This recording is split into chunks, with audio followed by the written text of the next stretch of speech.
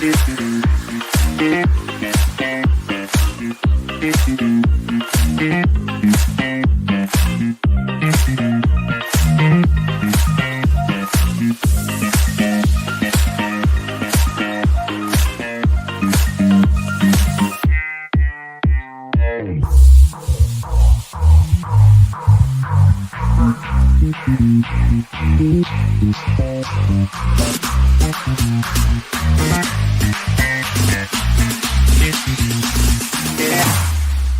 we go now.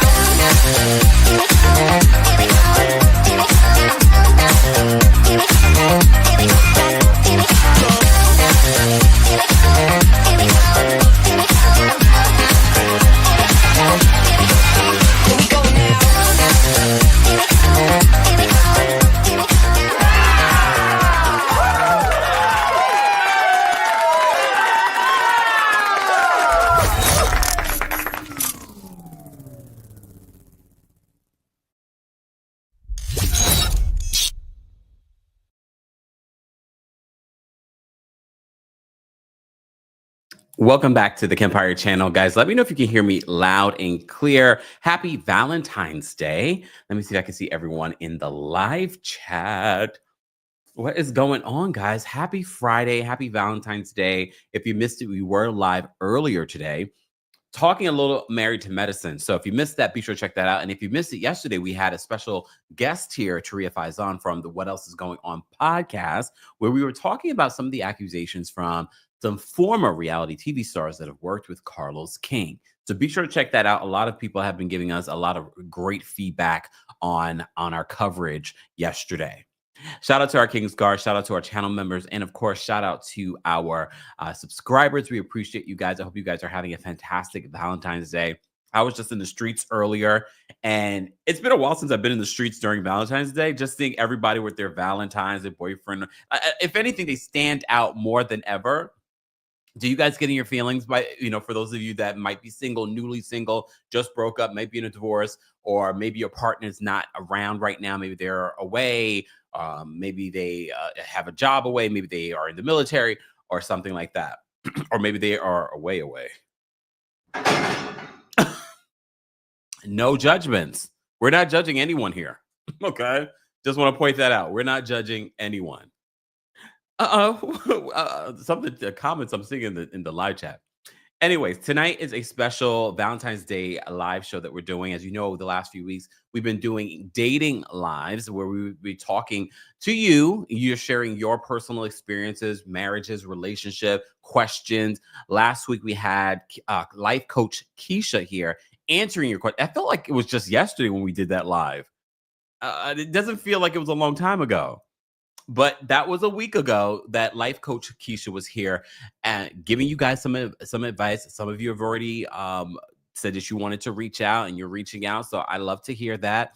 So good luck to all of you that are working with life coach or will be reaching out.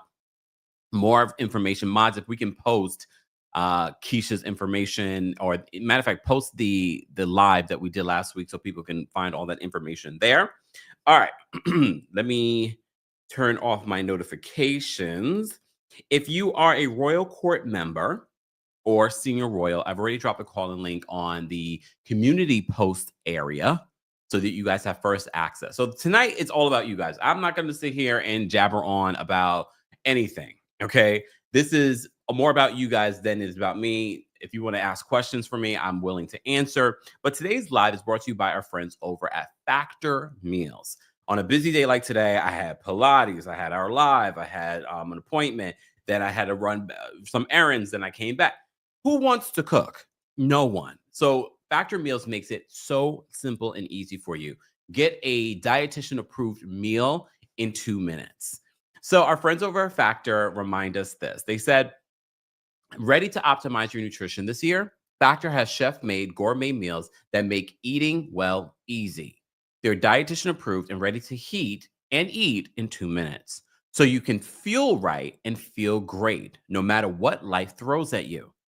Factor arrives fresh and fully prepared, perfect for any active or busy lifestyle. You can also lose up to 8 pounds in 8 weeks with the Factor Keto meals based on a randomized controlled clinical trial with Factor Keto. Results will vary depending on diet and exercise. So eat smart with Factor. Get started at factormeals.com/factorpodcast and use code factorpodcast to get 50% off your first box plus free shipping. That's code factorpodcast at factormeals.com/factorpodcast to get 50% off plus free shipping on your first box. More information on Factor will be available in the description. Thank you to Factor for sponsoring tonight's special Valentine's Day Live. All right. Who's ready to share their Valentines? I know some of you might be already out, busy doing things and hanging out and out on a date. Maybe it's a new person that you've been talking to that you went. First of all, what are the rules? What are the rules for if you just started talking to someone? Do you celebrate Valentine's Day with them? Like if you just started, meaning like it's been maybe a couple of weeks, maybe a month. Do you? And do you officially ask? Look, I have a lot of questions. Do you officially ask someone to be your Valentine, especially if they're not your boyfriend or girlfriend? Like if you're casually dating them, do you formally ask them? Or are you scared to ask them formally because does that indicate now we're going together and that you're my boyfriend or girlfriend? I have questions. Okay. Tarsha says, we just went live or did I miss a lot? No, we just went live. I only been live for like 5 minutes. Okay. I was late. Sorry. Oh, look, see, questions. And guys, if you have questions in the live chat, just start them with a Q. That way I'm able to find them and know that it's a question. Start it with a Q and colon, and then I will try and save your questions to answer whenever we start answering questions. Okay. C Vet Young says, that's my situation. We did not. It's too new. Okay.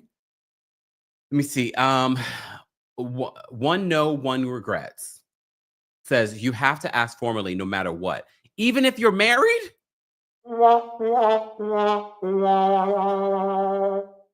I could understand maybe if you're boyfriend and girlfriend or girlfriend and girlfriend or boyfriend and boyfriend. I could understand that. But I'm thinking to myself, if you're married, you don't need to ask, like, you're my forever Valentine, right? Look, I'm learning from you guys because I'm not married and I've never been married. So that will be interesting to know. Look, they said, even if you're married. Really? Come on. That can't be true. Or is it? Okay.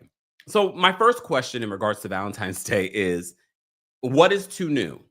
Is too new. You've been dating. I can understand maybe a week, 2 weeks, maybe even a month if you've been talking to someone.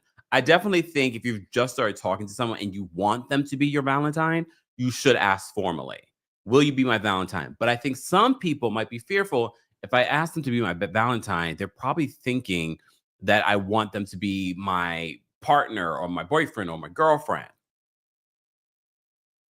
Lexi says, I never asked. Me either. Maybe that's why I'm confused. I've never asked.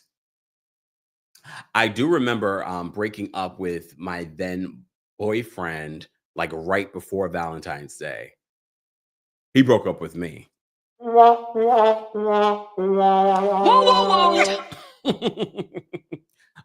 Please understand, I am not heartbroken over it. I'm very grateful and thankful. But I do remember that was like a bad year for me. That was 2003. That was 20 years ago. 22 years ago. But I remember that because it was sort of like a chain of events that happened that year. That 2003 was like my worst year in life. I lost my best friend, my sister died. A lot of things happened. My boyfriend broke up with me. Oh, oh, y'all bringing me back. This is not about me. This is not about me. Oh, wait, let me drop the calling link for our Team Kempire members as well. We already dropped the calling link. I was giving the Royal Court members and the senior royals a heads up before we went into everyone else. Live chat, I will be dropping the calling link. Don't forget to like the video. It's easy and it's free. And I'm not spending 5 hours here. And I say that now, and then all of a sudden, here I am. Okay. All right. Let me hold on. Let me drop the call-in link for our Team Kempire members as well. Hold on, y'all. Like I have so many windows open. Someone says we want to hear Kempire. No, mind your business. Look, mind your business. Hold on. Let me just do this. Call in link. Okay. So if you are a member of the channel, I'm going to drop the call link for every member. Now, live chat, I will drop the call link for you guys in just a second. Okay. Shout out to our members. Become a member today. TeamKempire.com/join. Today's live show is brought to you by our friends over at Factor Meals. Okay. All right. So I dropped the call-in link there. Perfect. All right. Thank you so much, Nia, for the super chat. We appreciate your support. Nia says, answer. Depends on how serious you guys are. If they make the initiative to do something for you, that shows how they feel about you. That's true. But here's my question. What if the person likes you? They want to be your Valentine because they like you and you're the person in their life, but they're not ready. They're not ready to take the next step to be like, yes, let's be serious. Or is that an indication that you do want to be serious? I don't know. Like, this is a genuine, honest question. So Nia says, depends on how serious you guys are. If they make the initiative to do something for you, that shows how they feel about you. This is actually replay crew. Feel free in the comment section to weigh in regards to your thoughts. Because when I start dating and I do meet someone, thankfully I didn't meet someone right. But can you imagine? Well, no, if you met someone, see, that's the thing too about the holidays. If you meet someone around the holidays, if I met someone around the holidays, let's say, November, December, I mean, if things were still going well, but maybe I don't want to jump into a relationship, then maybe, like, I sound real confused. I don't know. It's a genuine question.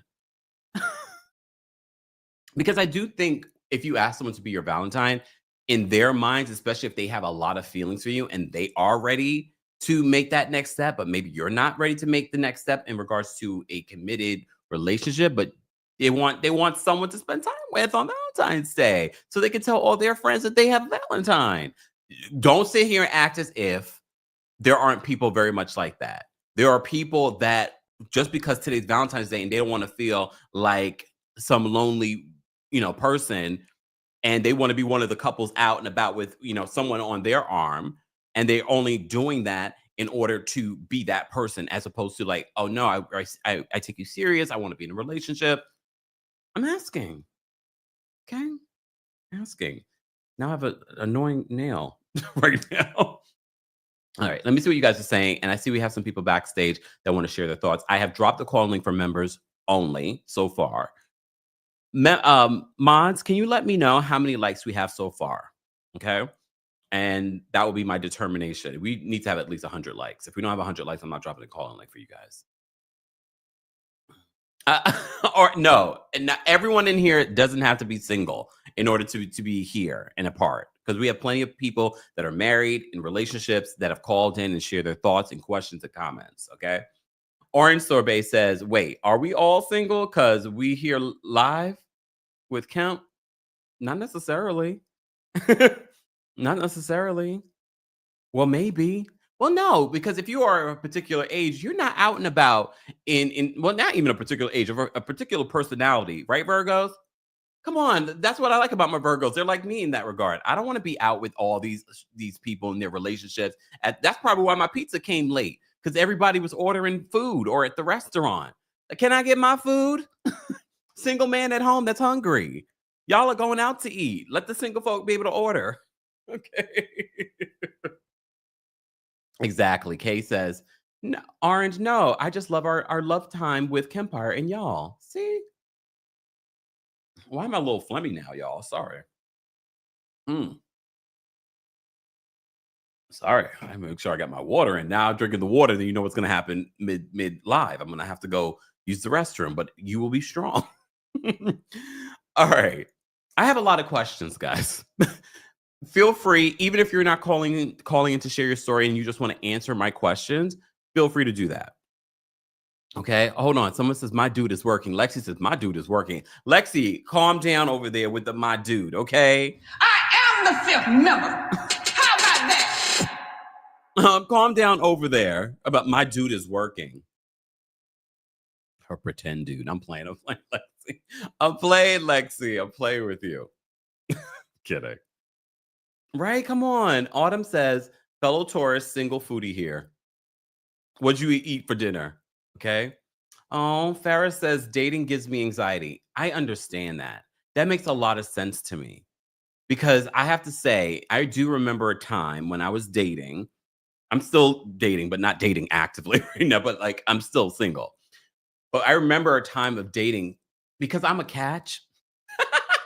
Fuck your flowers. Oh, because I'm a catch, some people want to, lock me down as soon as they meet me. I hope y'all know I'm joking. Am I? Pardon me. So, like, no, because I'm a Taurus, I like to take my time. I don't like to rush into things, anything. So I weigh all the pros, the cons. So when I'm dating someone, I don't need to rush into it, but I'm still a faithful person. I'm not out gallivanting and having all the dates. I can't do that.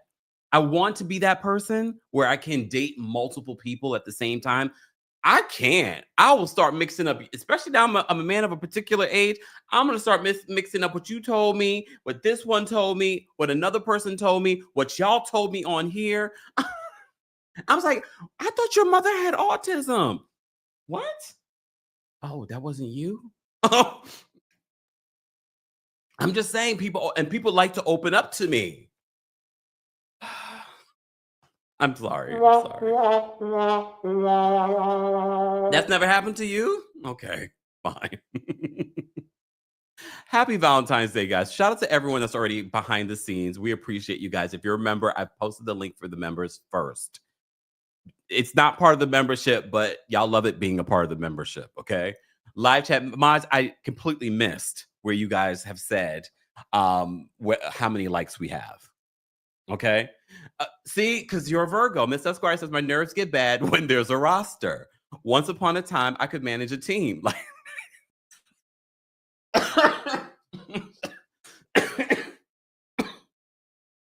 you trying to kill me, Miss Esquire? You could, because you're a Virgo. You could manage a roster. I can't. But I still want to be able to date because that's the whole part of dating. And when Tana comes on later, not today, but at another time, Tana's going to be on here, the matchmaker. We'll have to ask her questions about dating multiple people at the same time. Thank you, Mama Allie. Shout out to our mods, Mama Allie and Foxy. Danielle's in the building. Danielle, are you going to call in? Danielle's been trying to call in the last few weeks. Danielle is very transparent, and we appreciate all of y'all and your transparency. And I see a few transparent people behind the scenes here. Okay. That's what I say. Not Kempire joke. Miss Esquire did that. Just saying. Let me say thank you because we have shout out to y'all with the super chats. I appreciate the super chat. Not me making a coin on Valentine's Day. Okay. Mama Allie's been a member for 36 months. Thank you. So Kempire, I got a diamond. How do you pronounce this? Clada, a ring, chocolate, a card, and dinner. The ring is beautiful. You're going to have to send me the picture. I want to see this because you said he didn't get you rose forever. Really? Okay, he could have got you roses and a diamond, but I get it. He spent a pretty coin. Okay, Mama Allie, not us Tauruses winning this holiday season. What is on my nose? Oh, literally. For those that want to start rumors that that was a lint. Look, lint. Oh. Anyways, okay, Mama Allie, good for you. Bella, thank you for becoming a member. We appreciate your support. Miss Esquire, thank you for the super. Miss Esquire. Miss Esquire says, remember, just because something isn't everything doesn't mean it has to be nothing. Oh, okay, deep. Dating is playing the gray. Okay. That's deep. All right, look, all right. Jocelyn, my birthday's in 10 days. Yes, count. Pisces, right? You're a Pisces. Happy birthday, or happy early birthday, but I'm sure we'll talk to you before that. But happy early birthday. Thank you for the super chat, Jocelyn. We loved your story a couple of weeks ago. I had listened back to that story. I was like, ooh, please give us an update when you get a chance. Okay. Paris, thank you so much for the super chat. Paris is asking a question. Any advice on dating in your 20s? Do it all. Date everyone. Don't settle down if that's not what you want. And I know it sounds conflicting to what I just said, but no, it's not. You're in your 20s, especially in 2025. A young woman, unless it's your goal to get married and be in a relationship in your 20s, there's nothing wrong with that. But if it's not necessarily your goal, don't do that. Do everything. Travel. Date every person that you can date, man or woman. How you doing? Why not? Experiment. I want you to be able to say, Kempire, mother has lived.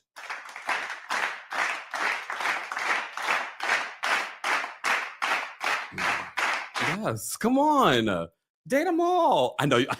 Paris is like, date women. I never was considering that. Why not? Come on. But it is your 20s. Have fun. But you can still have fun and be in a relationship too. Travel together, but go see the world. This is the best time ever to go travel and see the world, because when I was in your 20s, social media wasn't even a thing? No. So now you have so many tips and tricks at your fingertips. So go travel. I will always tell people to go travel, especially people of color. Go travel, date. Look, when you travel, why not have a fling? And having a fling doesn't mean you sleep with anyone. Okay, hey, if you want to, go ahead. But go have fun. Kiss as many boys or girls as you like.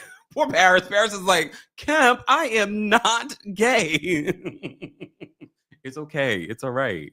A little smooch never hurt anyone. Now all the girls are gonna try and smooch me. No, I'm not in my 20s anymore. Sorry. How you doing? Just saying. All right. Paris, thank you so much for the super chat. Okay, so advice. I think I gave you a lot. If you want more, let me know. You don't have to send a super chat. But book that trip. If you've been thinking about going somewhere, book that trip. I started traveling in my late 20s, early 30s. But I wish when I was in my a lot more then. But either way, no regrets. I've been traveling for years at this particular point. But travel, travel, travel, travel, kiss, kiss, kiss, kiss.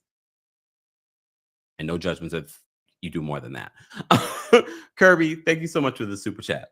Kirby says, when asked what I was doing for Valentine's Day, when asked what I was doing for Valentine's Day, I said meeting up with a friend who's throwing a get together. It's Kemp in the chat. Come on. It is.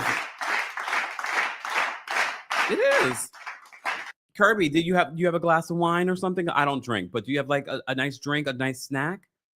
I should have brought a snack, but I don't like to eat on here. I ate right before here though, so I'm good. I'm not even hungry. Kirby, thank you so much for the super chat. Saniva, I hope I'm pronouncing that correctly. If not, I apologize. Let me shimmy for the dollars. Sorry. Ooh. Sanivia says, I spent so much money on therapy and time to heal from childhood trauma and past relationships that I am loving my peace and own company, and I'm not willing to sacrifice it for anything or anyone. I hear that, Sanivia. Does that mean you're just taking a break from dating and relationships? I hope so. And this is not you completely giving up on it. First of all, gorgeous photo. I was like, okay, stunner. I hope this doesn't mean that you're giving up on love, but I understand taking time. I completely understand. Don't take too much time though. Look, we only have one life to live. House in order. Thank you so much for becoming a YouTube member. Again, members, I posted the call link for those that want to call in. We already have quite a few members backstage. I'm going to drop the call-in link for our live chat as well. Thank you guys again so much for the super chats and for liking the video. Liking the video is easy, it's free, but it also opens up to you other content creators that talk about similar things. As you know, dating and love is something that we talk about when we recap some of our favorite shows. However, we've made this an exclusive live thing that we've been doing the last few weeks, hopefully to do other things in the real world. So stay tuned for that. Yay, I got your name right. Sanivia says, you got my name right. Thank you for the compliment. I'm not closed off to the possibility, just being more intentional with it. Well, that's fantastic. That is fantastic. Feel free to call in. And reminder, this is a safe space for everyone. Okay, happy Black History Month. We listen and we don't judge. And I mean that. I know sometimes my facial expressions seem like I'm judging. I'm really not. I just can't help my facial expression. Okay? Foxy says, I am not shaving my legs for just anybody these days. Come on. But I get it. It's a process. Look. But I think here's the thing.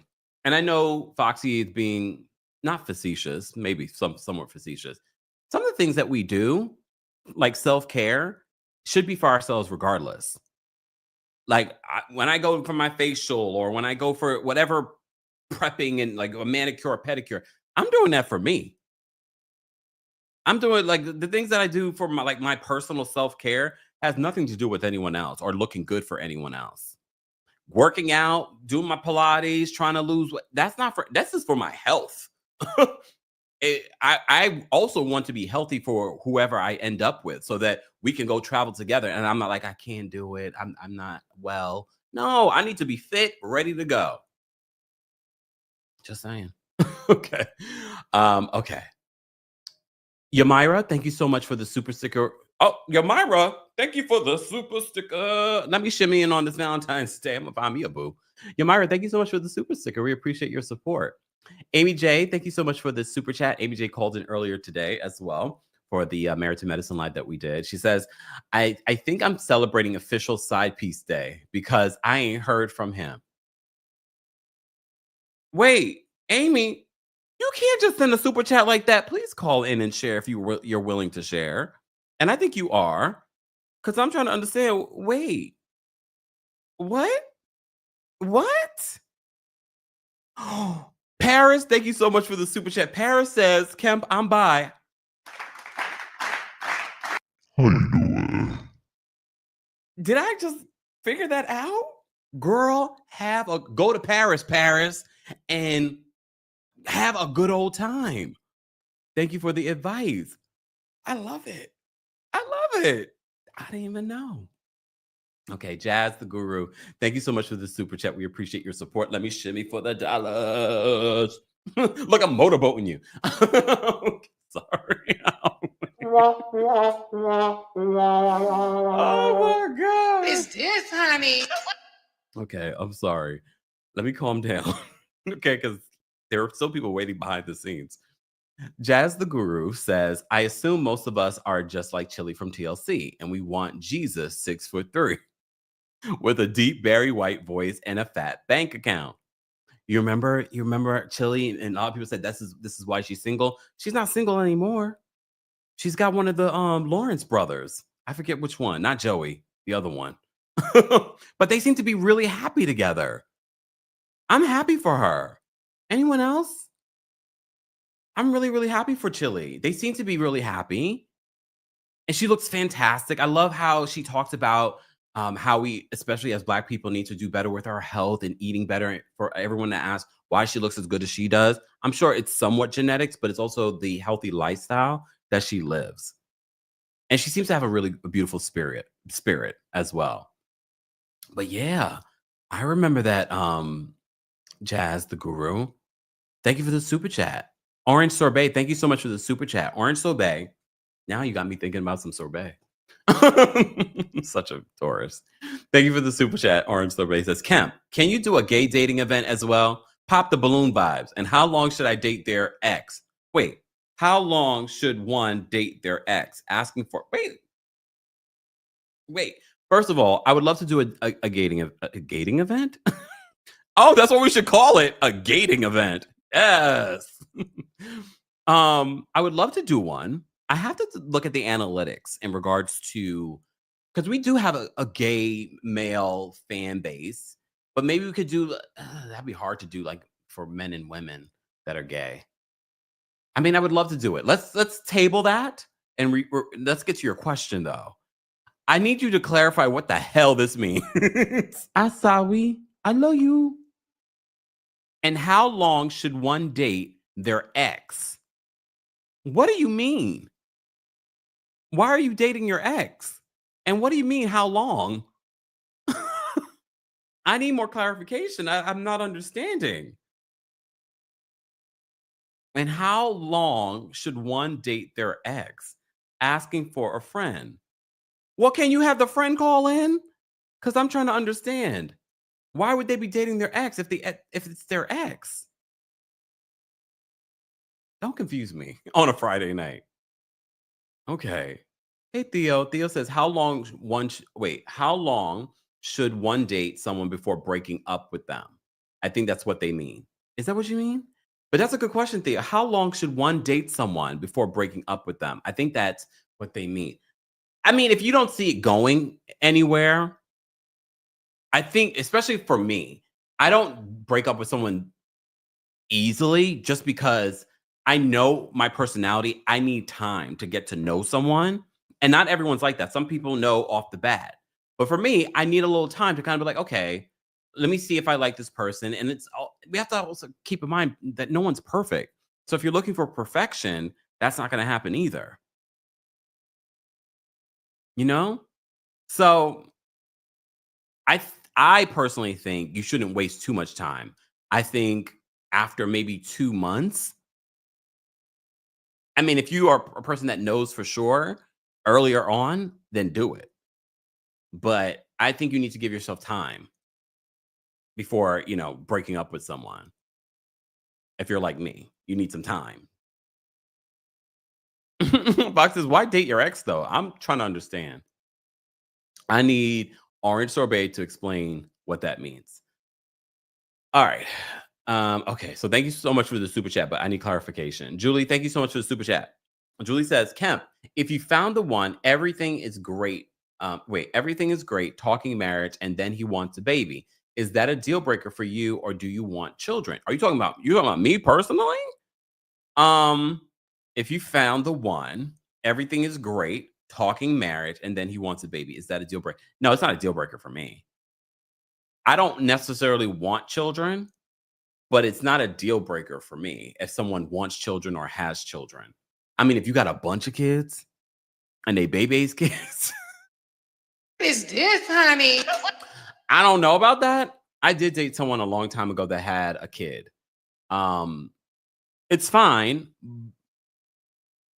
Look, but I want to look. Carla says, do you want to be a father, Count? It's not necessary for me. Like if I was to die tomorrow, I would not regret not having a kid. A lot of people tell me though that I would be a great father, and I know I would. I am so conceited. It's my Leo moon. Blame my Leo moon, y'all. Okay. Blame my Leo moon. That's a great question. And thank you, Julie, for putting it in the super chat. I appreciate it. You don't have to, but I appreciate it. And I hope you and your husband are having a fantastic Valentine's Day. Is he doing a lot better? Please give us an update. Just let us know in the chat. Jocelyn had a question. Jocelyn says, any advice on dating if you're shy? I think a lot of people are shy. Okay. I'm going to leave this open to everyone to answer. I'm going to give my answer, but I want everyone else to answer. I think it's okay to be shy, but on some level, you have to kind of step out of that. So if you're going out, you're a woman. So it's a little bit easier for women. Not really. But you get what I'm saying? It's easier in regards to men coming up to you. It's almost expected that a man will come up to you. For gay men, it's a little different because it's two men. Okay. Lesbians, how does that work for y'all? You wait for the butch one? Just asking. But I think in regards to advice for anyone that's shy, it's okay to be shy. I do think that you will have to push yourself because where are you going to date? Are you going to restaurants or clubs or lounges or out or because the great thing about today is that there are apps. So you can be shy, but you better not be shy on an app. Just saying. But again, I leave this open to everyone else in the chat that has tips for Jocelyn in regards to being shy. Thank you, Winter. Winter says that on Kempire, you'd be such a good, cute dad. Play dates? You already got a kid. By the time I have a kid, your kid gonna be in high school. Maybe. Okay. Let me see. Did we get any more clarification on the orange sorbet situation? Just saying. All right. Gigi says, I'm really not shy, just old, crotchety, and don't take drama like Todd, like the Todd father. I think you might find people that are your people, especially when you're of a particular age. Okay. All right.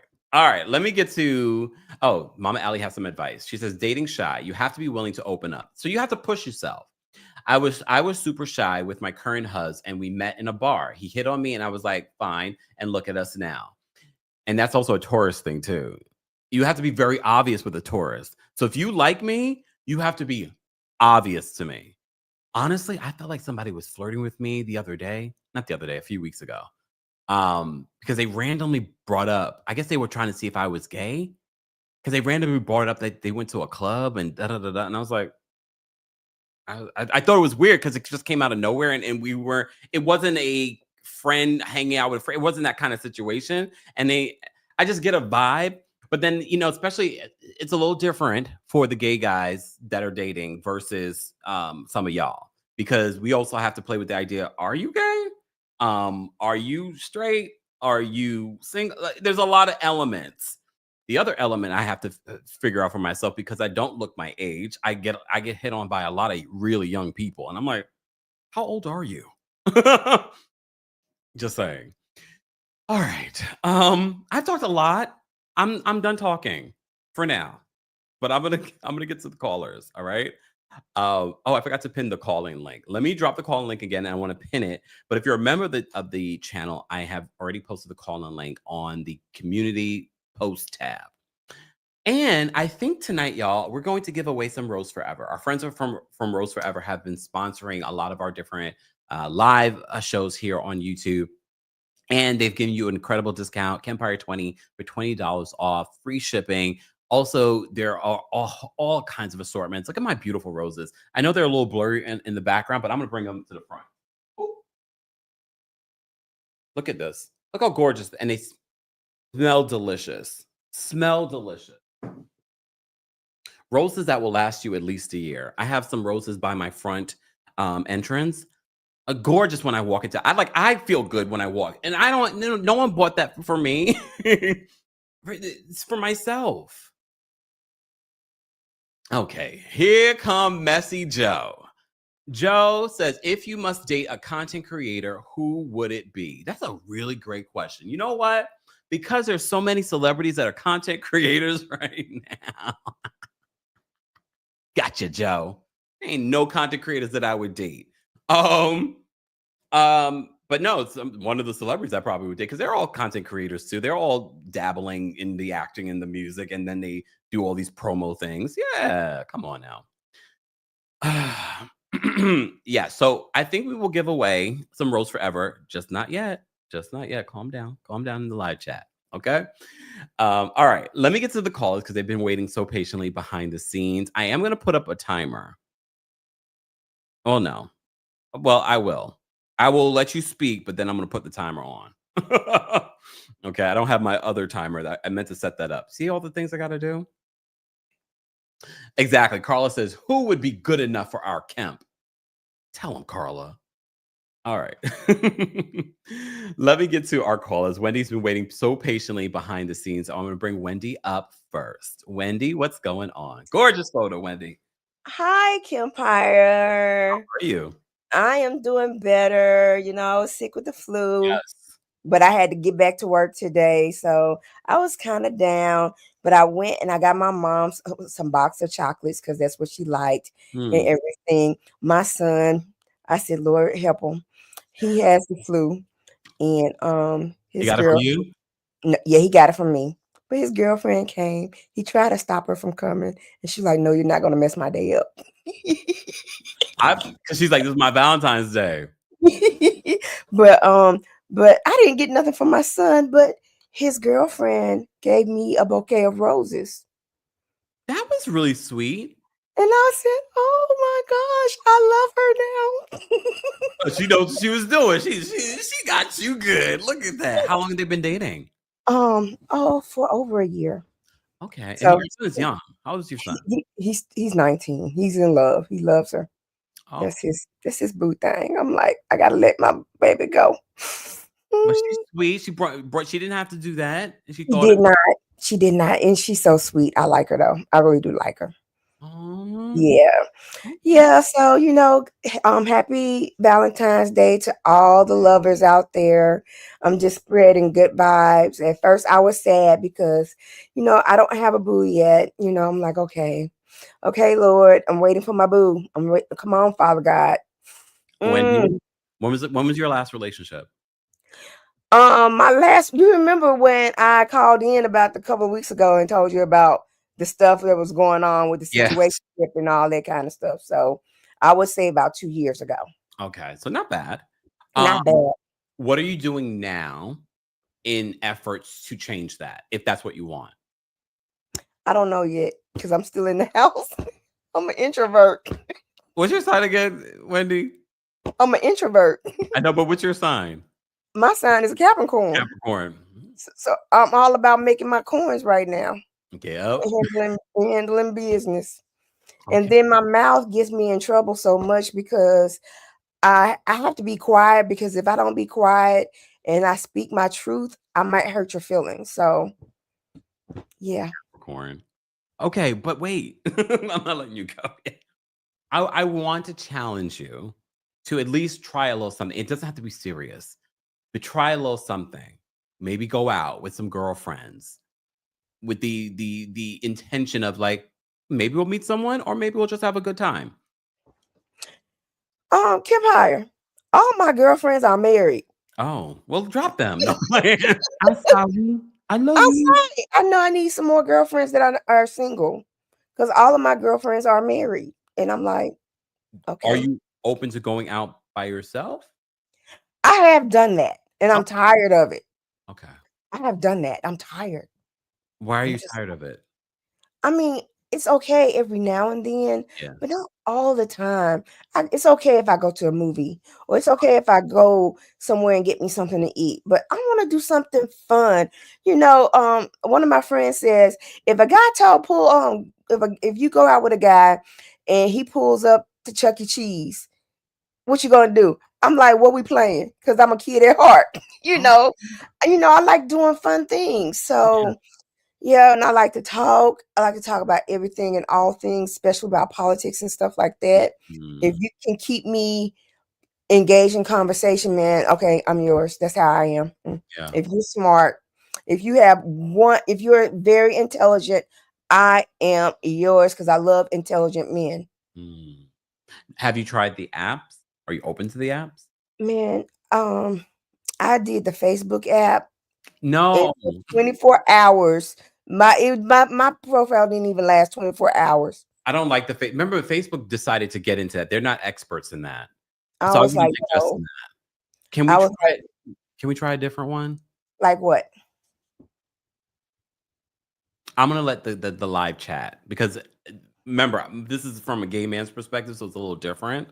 But the live chat, I want you guys to share what would be a great dating app for a heterosexual, beautiful woman of a particular age. I'm about to be 50 in another 10 months.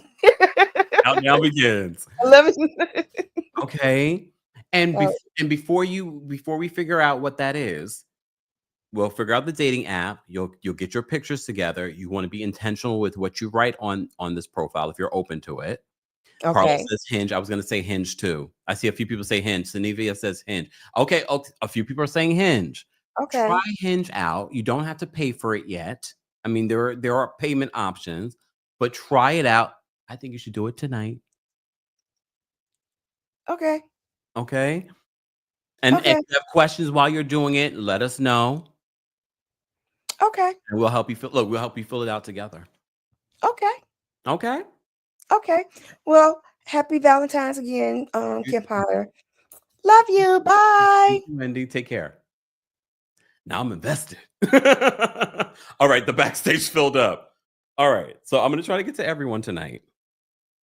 Everyone, just be mindful. I haven't put on the timer, but if people start getting long, I'm gonna put the timer on. Okay, Lee's backstage. Lee has called in before. Hold on 1 second, Lee. Lee, what's going on? Gorgeous photo too. Okay, Lee, Thank you. what's How going are on? you? Happy Valentine's You Day. too. So, question before I start. Mhm. How candid are we getting? What's the spice level? Mild, medium, Hot. hot? Got you. This is the worst Valentine's Day I ever had was last year. Yes. And it wasn't somebody that was like new. This Mhm, was somebody that I've known since like middle school. We actually ended up going to college together. mhm. And then, we fell off. Like we nothing ever happened in college. We went on one day prior to Valentine's Day. He comes over for Valentine's Day. Actually, let me back up. The time that we had met up before Valentine's Day was nice. We went out to dinner, went back to my place. We made like, not love, but we made like. It was, What's that mean? you know what that means. I don't know. Wait, no, I know what making love means, but what's making like mean? Because I don't love him. So I was not going to make love to him. Oh, okay. Oh, no, no. Okay, that makes sense. So it was casual. It was casual, very, very casual, and very short. Like maybe not even 30 seconds. Awful. Oh, no. Wait, You let me need to. defend him, Lee. Let me defend him. Maybe he was so excited because he's always wanted to be with you. Okay. Well, thanks. Thanks for that. Wait, did you guys sleep with each other more than once? No, it was one and done. I mean, I understand. 30 seconds? 30 seconds. So then the few weeks later, we came back to my place for Valentine's Day because he worked during the day. Mhm. So the Valentine's Day was very nice. I was even willing to give him a second chance. I usually don't hold things like that over men, but so yeah, we're talking, everything's going great. We make like again. This time was actually a little bit better, not gonna lie. It was a little bit I better thought we still. didn't sleep with him again. Oh, I'm sorry. I thought you said did we make like again that day? Oh, no, no. Like a No. real Scorpio. No, okay, so the second time, okay. So yes, the second time was okay. It was not that bad. I'm gonna give him that. How long? Less than 5 minutes. I give him maybe 3.5. Okay. I'm seeing Yes. a pattern. Okay. Yeah.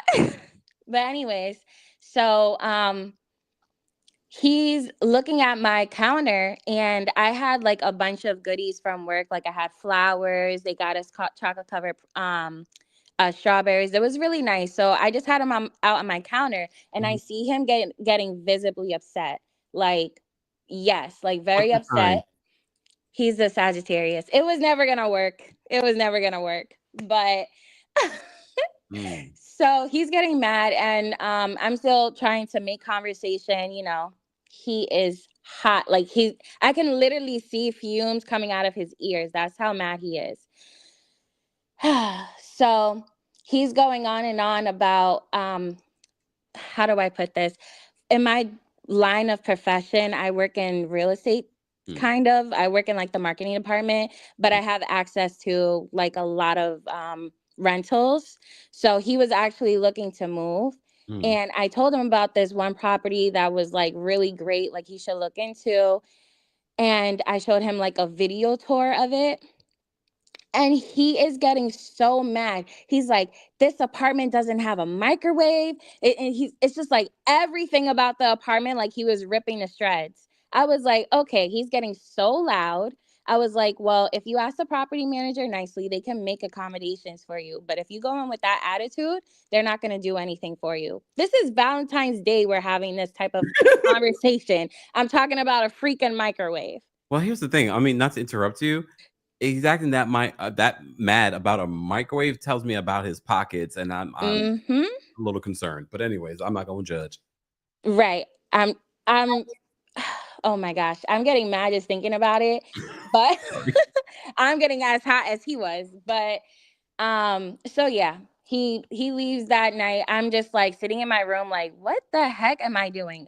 So I'm like, you know what? It's not gonna work out. Obviously, I cut him off. Why does he end up renting that apartment? I'm like, this man just messed up my Valentine's Day for no good reason because he ended up renting the apartment anyways. I'm like, you know what? No, I will never date a fire sign again, ever. No, I'm joking. I would. Leo's hit me up. She said Leo's hit me up. I would have thought though, with a Sagittarius and a Scorpio, that would have been like fireworks, but I guess not.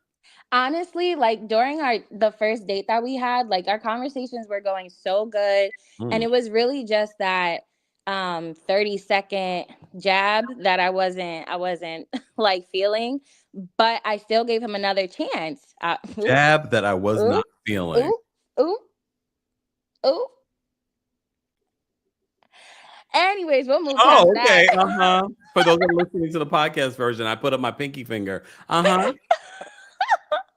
Well, I think the pinky is a little bit bigger, but awkward. But you know, it is what it is. You live and you learn. But worst Valentine's Day ever. Yeah, and I don't have anything else that tops that. I can't think of another Valentine's Day that was that bad. Yeah. But honestly, just last year. This was just last year. So I've had multiple Valentine's Day. Yeah. And this was the worst. Must be nice. You know me, but you know what? This year I'm like, no, I don't want anybody. I'm calling in, like spending the time with you guys because I just really needed some like self-love this year. I just had surgery like 2 months ago, and it's just been like a really rough healing. So I just needed to clean my apartment, take an everything shower, put on my favorite candles, my favorite songs, and just decompress and just talk to you guys because, you know, Valentine's Day is about love, and I feel like the ultimate form of love is self-love and self-care, and that's really all we can do. So, agreed. Yeah. So no shrimp this year, just strictly what I like to do. Period. Noted. Okay. Lee, as always, we appreciate when you call in. Thank you so much. Happy Valentine's Day. Happy Valentine's Day. Bye. Take care. Wow. I love that you guys are so open and transparent because I feel like people do learn and grow from what you guys share. I mean, he didn't learn or grow. That was too easy. I couldn't help myself, y'all. I couldn't. All right. Nia's backstage. We're going to bring Nia up next. Nia, what's going on? Hey, Kempire. How are you? How are you? I'm fine. I've been in the cut for a little while, but I decided to join in today since I had a little time. Thank you. I don't really have any bad Valentine story because by the time this time comes, I usually break up with somebody by this time. So I don't. First of all, it's also good Valentine's Day stories, but you need to explain that. I just think by the time, before like Valentine's, of course, it's like Christmas and Thanksgiving.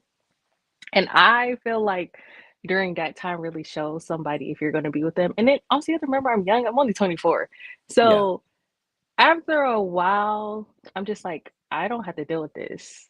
I'm worried about my school and then move on. And then not to throw shade on the women in my family, but I've learned a lot from their relationships. So when I start seeing stuff, I'm like, oh, this happened to my aunt. That's not going to happen to me. So I'm like, yeah, you got to go. So it's just like certain things. I'm not trying to say I'm traumatized, but I have always been the child where I don't have to learn my like through actions. I can learn through somebody else going through it and be like, okay, cool, I'm not gonna do it. What's your sign? I'm a Cancer. Okay. Intuitive. Okay. So yeah, and then I always get like vibes off of people. I can kind of tell something before somebody does, and people think I'm weird or like I'm like, when I'm Jamaican too, so they probably think I'm over there doing obia and stuff like that. That's how I know. Talking to Duffy. Yeah. So yeah, I really truly like when it comes to Valentine's Day, I really feel like my answer was I feel like if somebody likes you and they make the initiative, that would be good.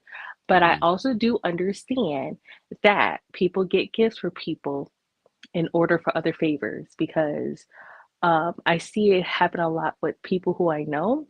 I used to be friends with this one girl. We're no longer friends no more because of an argument over a dude. And I basically told her that the guy she was dating had a girl and that he didn't really like her. And she called me the B word and she was like, "You don't know what you're talking about." She told me everything. And I went on his Facebook and I said, his mother is commenting underneath the girl's pictures. They're taking pictures together at his football game. That is his girl. And then she tells me, no, this is how I figured out that she's most likely messing with him, knowing. She's just like, "Oh, well, it doesn't matter. He wants me the most." And I was like, "Oh, you're delusional." Oh. So that of course. I mean, would you do it again if Tell you my friend? yeah. Yeah, I would. I just don't think I would be a good friend not to tell my friend, like, "Hey, you have to," because you have to be careful what you accept, because if you accept something once, you're going to continue to accept it over and over again. You understand what I'm saying? Um, I've always learned that, like, I remember one time I told my uncle the reason why I broke up with my ex is because he told me he was going to do something for me. And the second time he told me he was going to do it and he didn't do it, I broke up with him. And so he was like, "I don't understand why you did that. Like, that was rude for you to do that." And I was like, "Well, he doesn't keep his word. And if he doesn't keep his word for something simple as like getting me something, then he's not going to keep his word for nothing else." And it came to be true because other stuff I found out during time, like after we broke up, I was like, I'm glad I did break up. You understand what I'm saying? So it's all about like people would get you Valentine's. Some people get you Valentine's gift because they're not doing what they're supposed to do, and it's a cover up. Okay. Some people would get you it because it's easy. Like, I'm gonna be honest, some people don't mind spending money. Like, literally, for some people, all they got to do is get roses and stuff like that. Or You'd be putty in their hands. yes, and then there's the mischievous dudes that know what you like and get everything and be like, "Oh, I love you. I got this for you." And they got the same thing for another girl. So for me, I've seen that happen. I've seen that happen. So for me, it just depends on the person. I don't know what to say. Like, I don't know. And I've seen a lot of stuff. Let me tell you, I used to go to UNC. Oh, let me tell you something. It was nothing for football players and basketball players to spend money on girls. Okay? And they will take you out and then take another girl out. And it will be like, and then we be fighting each other over who loves who more. And at the end of the day, I'm like, he don't love none of y'all. Damn. So yeah, I don't know. It's just like, I don't know. I don't know. These young dudes, they're not doing. They're scary out here. 24-year-old. But no, you seem very wise for your age. That's great.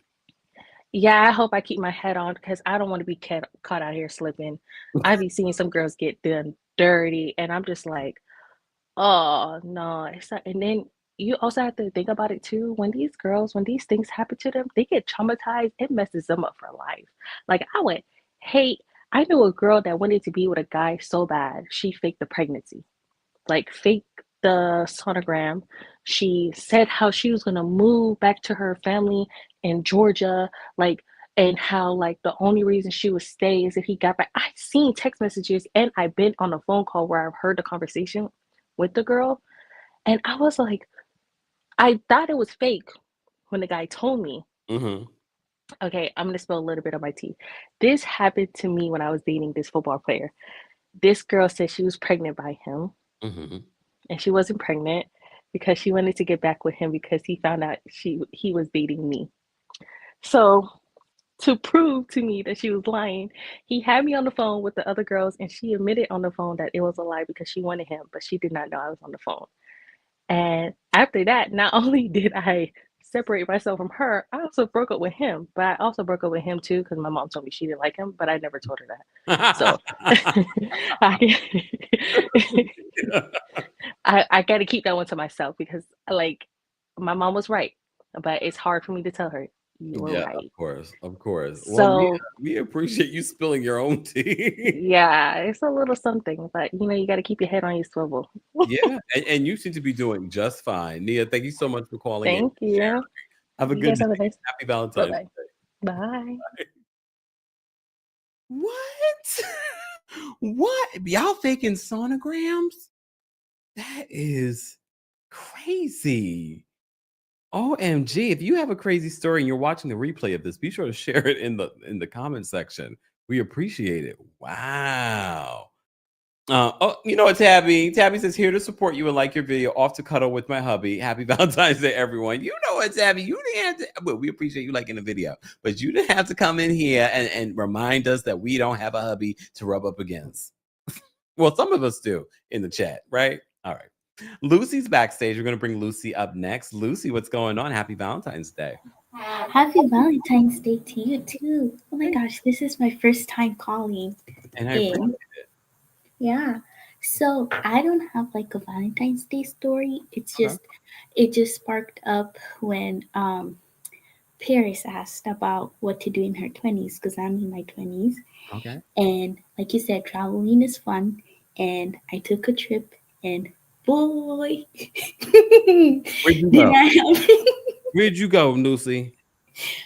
I want to put in too much detail, but I went to a Caribbean country that is part of the U.S. territories. Oh. And the men down there, they do love their chocolate women. So obviously, I found me a man and we had a time. But I'm pissed at him because he ended up ghosting me, but we'll forget about that. Yeah, you had your time. You didn't want him anyway. Absolutely. And like, I'm not going to talk to him ever again because I'm home. Yeah. So, yeah. Like you told Paris, travel whenever you can. I know finances can be really hard. Yeah. But whenever. And then Kempire, let me give you your flowers since it's Valentine's Day. Oh. Like I'm also going through school right now and just getting a break to listen to you or even study while listening to you has been amazing. And just the community that you've created with everyone in the live chat, people who come in here and talk and share their stories, they crack me up sometimes. And people look at me and I'm like, don't worry, I'm watching Kempire. Mind your business. Study. Back to the book. And yeah, so thank you for creating this community. And boy, you're glowing. That skin, you better drop that skincare routine. Stay tuned. It's coming. It's coming. Mm-hmm. Well, Lucy, we appreciate you calling in and keep us updated on your dating. We'll see. Also, leave us Geminis alone. Please leave us alone. I don't come after the Gemini. Y'all, okay, every sign that's not a Cancer or Virgo are very sensitive because I come after the Cancers, the Virgos, and the Pisces, and you're coming at me about Geminis. I give it to you guys very light. Okay. I just feel like recently we've been catching the heat. Oh. And, who else was the Gemini that I was giving heat to that was a Gemini? It was someone. I can't remember who it was. It's all right. You guys will be fine. I will continue my bashing of Virgos and Cancers. Yeah, I'll forget it by tomorrow. So. See? Okay. Thanks, Lucy. Have a good night. You too. Bye. I'm always interested in who was I slamming that was a Virgo? Not Virgo, Gemini. It was a reality star or a celebrity. I forgot who it was. That's why the Geminis were getting it. I don't remember why though. Dr. Red says Gemini women are cool, but the men run. I feel like it's always the men. Okay. Okay. Let me say, Queen Asia says Sierra is a Scorpio. Russell Wilson, her husband, where they have multiple babies. That's probably why I was thinking this, is a Sagittarius. Same as Toya, Lil Wayne's ex, and her husband. I think Sagittarius men and Scorpio women work. Just depends on their characteristics. I agree. And look, we also have to remember, it's not just your sun sign. It's your moon sign. It's your rising sign. All of those things. Adrian says, Kemp, do you love us Sages? I do like a Sag. I wouldn't date one just because I don't think it's a good match for Tauruses, but I do love Sagittariuses. I think they are sweet, innocent. There's a young energy about them. Yeah. Oh, Amy says, well, Dr. Wendy Acephals is a Gemini. Look. All right. Mel's backstage. We're going to bring Mel up next. Hey, Mel, what's going on? Hey, Kempire, how you doing? I'm well. How are you? I'm good. I'm enjoying the show. I like these shows. You're always so playful on these shows. So I like them. You know what? Actually, I think like the other caller, I was enjoying the chat, and I think somebody had asked about dating while shy. And I know for me, like you said, you know, especially when you're a gay man, you know, it could be dicey. But I will tell you, for me, it took me years. But at this point in my life, when I like somebody, you know, I try not to think about romance. As you know, I called in last time. I had a wonderful conversation with your friend last week, and it was a wonderful conversation. But I don't really think about romance. I usually think about what is triggering me about the person's fashion, about their music, about their art, or whatever it is. So if you focus on that and don't think about attraction, I've talked to living in New York City, I've talked to everybody. I'd be at the supermarket or whatever, and I just focused on if I'm triggered in a real way about something that they're doing or saying or wearing, I will go up to them and say, hey, this is pretty interesting. I like this or whatever. And that What's your sign again, Mel?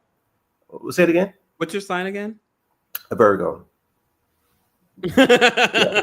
Listen, you know what? I'm not one. It's so funny. I'm not one of those. I don't really get caught up in the signs. So when you talk about the people and this, I just be like, I'd be sitting eating my popcorn. I don't be even getting into it. But I will go up to people and I will tell them what I like about them.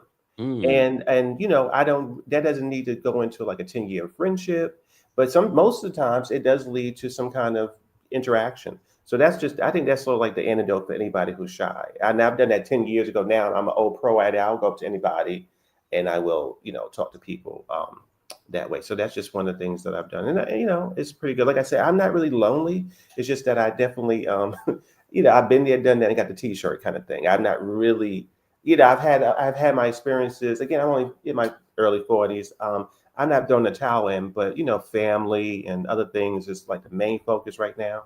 But yeah, I'm not lonely. But I will say I did have a story about the Valentine's Day. It was not really that bad or whatever, but it was kind of romantic. You know, my relationships are kind of Valentine's Day. It was not really that bad. I'm sorry. Yeah, that's okay. Now my relationships have always been a little fiery. There's always been a little, you know, that kind of fire thing. Sometimes I cuss people out. Sometimes I apologize. It's just one of those things. So this has been one of those occasions where people were just getting on my nerves. So anyway, this was a couple of years ago, and the person was actually a little older, but a very attractive man, and you know, very busy, stuff like that. And I would just mind my business watching TV and stuff, and somebody rings my phone, say I'm outside. I wasn't dressed, you know, I wasn't like dressing in, you know, things. I was in my comfortable stuff, and they was outside, and they was like, "Listen, I know we had a fight. You know, I was thinking about you this past couple of weeks. You know, I know it's a Valentine's Day, but I really want to see you. I've been missing you." And for me, I like when people actually, you know, not only apologize, but tell you what they think about you, that they miss you, stuff like that. So I got dressed. Oh, say it again. Vulnerable. Yes, when they're vulnerable. And so he didn't really let me know what we were going to do. And definitely, I didn't think about it being physical. But the next thing I know, we were in Atlantic City. He done got a hotel room. We were playing the casinos. Now, mind you, at that time, I was in Brooklyn. You know, that was where I was living at the time. I'm in New York City, but I was in Brooklyn at that time. And he drove us up to Atlantic City, and we played. And because I used to like to go to Atlantic City, whatever. And we had a good time. We had a wonderful time. That's probably the first time I had champagne. This was years ago. And it was great. And that night was pretty, you know, it was outrageous it was outrageous, but it was one of those things where it was a surprise. It was a surprise because I think the biggest part was the person said they missed me. that, even though I was a little, my temper was a little fiery because I was annoyed by how they were. They were big enough to apologize. We came to an agreement. They surprised me, and it was a good time. It was so. I mean, it wasn't too crazy, but my life has kind of had those moments like that where it's been a surprise and it's been a wonderful time. And it was pretty. It's in my mind very memorable. What happened after that? Well, actually, the person, they had to move to a different state not too long after for their work, and then they ended up going to, I think, Dubai or something. It was just they ended up moving away, but it wasn't like a love affair. But it was, for me, it was a wonderful memory. It was a wonderful time. The person was older. They had different kind of businesses and stuff like that. And yeah, it was great. So in my little vision board, I said the next person I open myself up to, I hope that they are vulnerable, and that they like the things I like. And I have a list based on what the life coach. You're a Virgo. I will say it again. I said, of course you do. You're a Virgo. Yes, I'm work, but but with the life coach, she told me work on this list. Yes. So I've been, but I'm keeping it private. That's one of the sort of manifesting things I've learned. But yeah, I'm working on a list. But yeah, that's just pretty much what it is. It was just a nice man, and yeah, I'm hoping that he's doing well wherever he's in the world. Right. He was nice because he's somewhere. That's the crazy thing when we think about the future, and we're making these lists, and we don't realize next week, a month from now, a year from now, 5 years from now, that person is literally, maybe you even cross paths with them and you didn't even realize. That's true. I was going to say, I remember I did a workshop years ago about manifest. I've done many workshops, many New Age, I've done many. And I remember the teacher said, whatever you want to bring something into your life, never think about the brand, the way the person, the way it looks. You just want to strip away anything you think of and that you think basically. It's you want to focus on what you want to feel. You want to focus on, you want to make those lists about your feelings, about that stuff. You don't want to really focus on, like, if you think about a car, don't think about the name of the car. You just want to think about how comfortable you want to be. The same thing with relationships. What kind of person you want to bring in. You don't want to think about how old. You don't want to think about the race or any of that. You just want to think about, what do you want to feel? So I was triggered, and I was remembering that after our last conversation. I was like, oh yeah, I remember this. So I was working on it this week, just to focus on what I want to feel, what kind of connections I want to have with the person, or at least what I want to have in common with them. So yeah, I've been working on that kind of stuff. And I think a lot of people, when they want to manifest, they're not thinking about the intention. They're not thinking about, how am I going to feel once I have that thing? They're too focused on the thing, but they're not focused on, how is that going to make me feel once I have it? Yeah, I think that's one of the things that I think that that's one of sort of the loopholes, or maybe the something that they don't really focus on. You want to focus on your feeling, basically. Yeah, you really want to focus on that, and that's what I was even saying about the shy comment. Just think about just going up to somebody to say, oh, I just want to, say I enjoy your sneakers, or whatever. Just something very simple. And then when you want to think about who you want to bring in your life, they don't got to be the biggest person on Wall Street, but do they like your movies? Do they understand your food? God help them that they love your politics, honey. I mean, that got to be on top of the list, the politics and religion nowadays. Come on now, listen. So that's critical. Yeah, so that's just one of those kind of things. Okay, Mel, thank you so much for calling in. We always love it when you call in and give your perspective. Thank you. Have a good night. Have a good night. Okay. Right. All right. I had a lot of thoughts, because then I thought to myself, because remember, for those that are just joining us, I told you I felt like somebody was flirting with me a few weeks ago. And I was like, are they flirting with me? Because it was so random. They brought up like this gay club, and I was just sort of like, mind you, it wasn't a situation where we were like at a bar or club. It was a professional situation, and randomly they brought this up, and I thought to myself, I don't know if you should be talking about that with me, but maybe you're talking about that with me because you want me to know that you're gay. And then I was just like, So I've been watching the behavior, and I'm just, because again, as a Taurus, as me being me, you've got to be very obvious with me. You got to be like, I like you. Let's go out.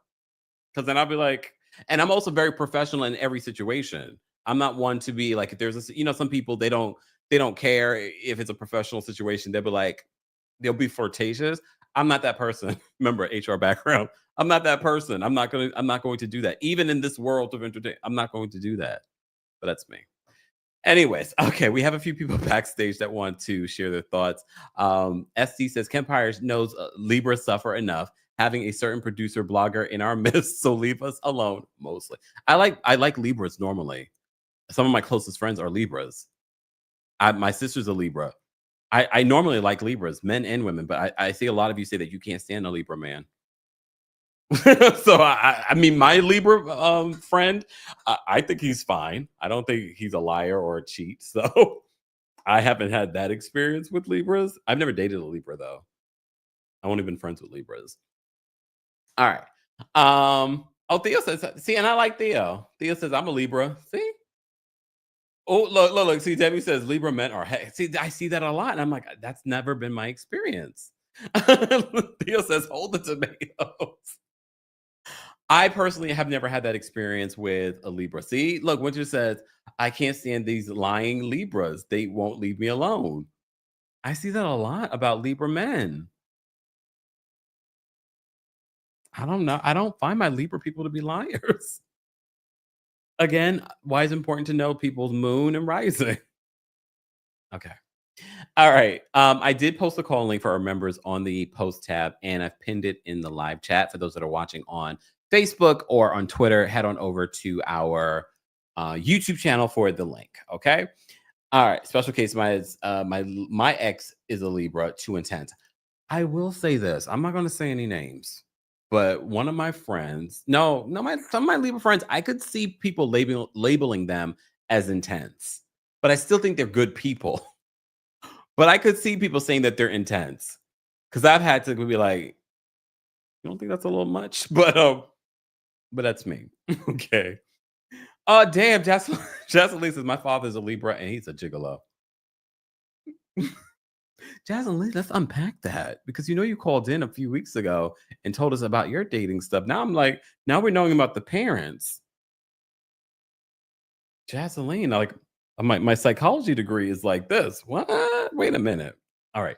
Let me bring up CV. CV's backstage. CV, what's going on? Hi, Kempire. Hey, how are you? Oh, okay. You see, I have this in my mind how things are gonna go, and then you answer, and I'm like, I'm like so in shock. Okay, you can hear me fine? Do you have headphones on? Yes. Can you take them off? Because sometimes Okay. headphones don't usually work that well. Okay. Okay. Can you hear me good? So much better. Oh, good. Okay. Hi. First of all, I love you and thank you for doing this, and happy Valentine's Day to everybody. Me too. Oh, I'm so nervous. Okay, take your time. Okay. This is my first time calling in. Yeah. Okay. All right. So I'm a Capricorn with a Pisces moon rising. Okay. And I'm single now. I'm in my I recently turned 40. I am single at this time. My last relationship was it lasted about 2 years. And it was with a Libra man. Timing. We didn't plan this. What a coincidence that we was all talking about this. And I said, and it's so funny, the ladies in the chat are saying no more Libras. That was my first time dating a Libra, and that's gonna be my last time. I am sorry. I am good.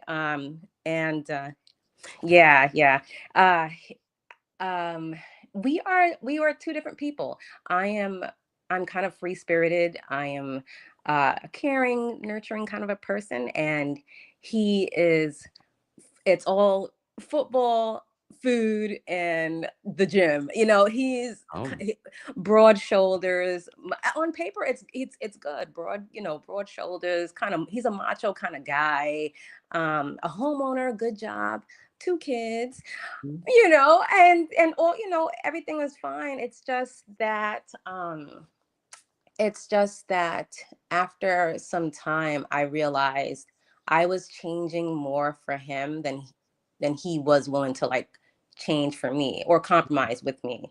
Right. I felt like I was kind of losing myself because again, my love language is communication, and his love language is physical touch. Yeah. So I don't know. At the end of the day, I just felt like I was bending a lot, and he was so rigid. I remember one time my stomach was hurting really bad. We were supposed to go on a date, and I told him, I said, hey, I can't do this. I apologize. We have to take a rain check. And he was at the gym with one of his boys, and he was like, oh my gosh, I wish you would have told me earlier. I would have never cut the gym short with my boy. And I'm just like, my stomach. I apologize. I wasn't feeling good, and so he's so he's very rigid in that sense. And he just reminded me of my father. Everything had to be in a certain way, in a certain time frame, a certain this, and I just couldn't deal with it. And I'm just enjoying my single life right now. I'm loving on me, and I bought myself some treats, and just taking care of me. And I don't know. I don't know.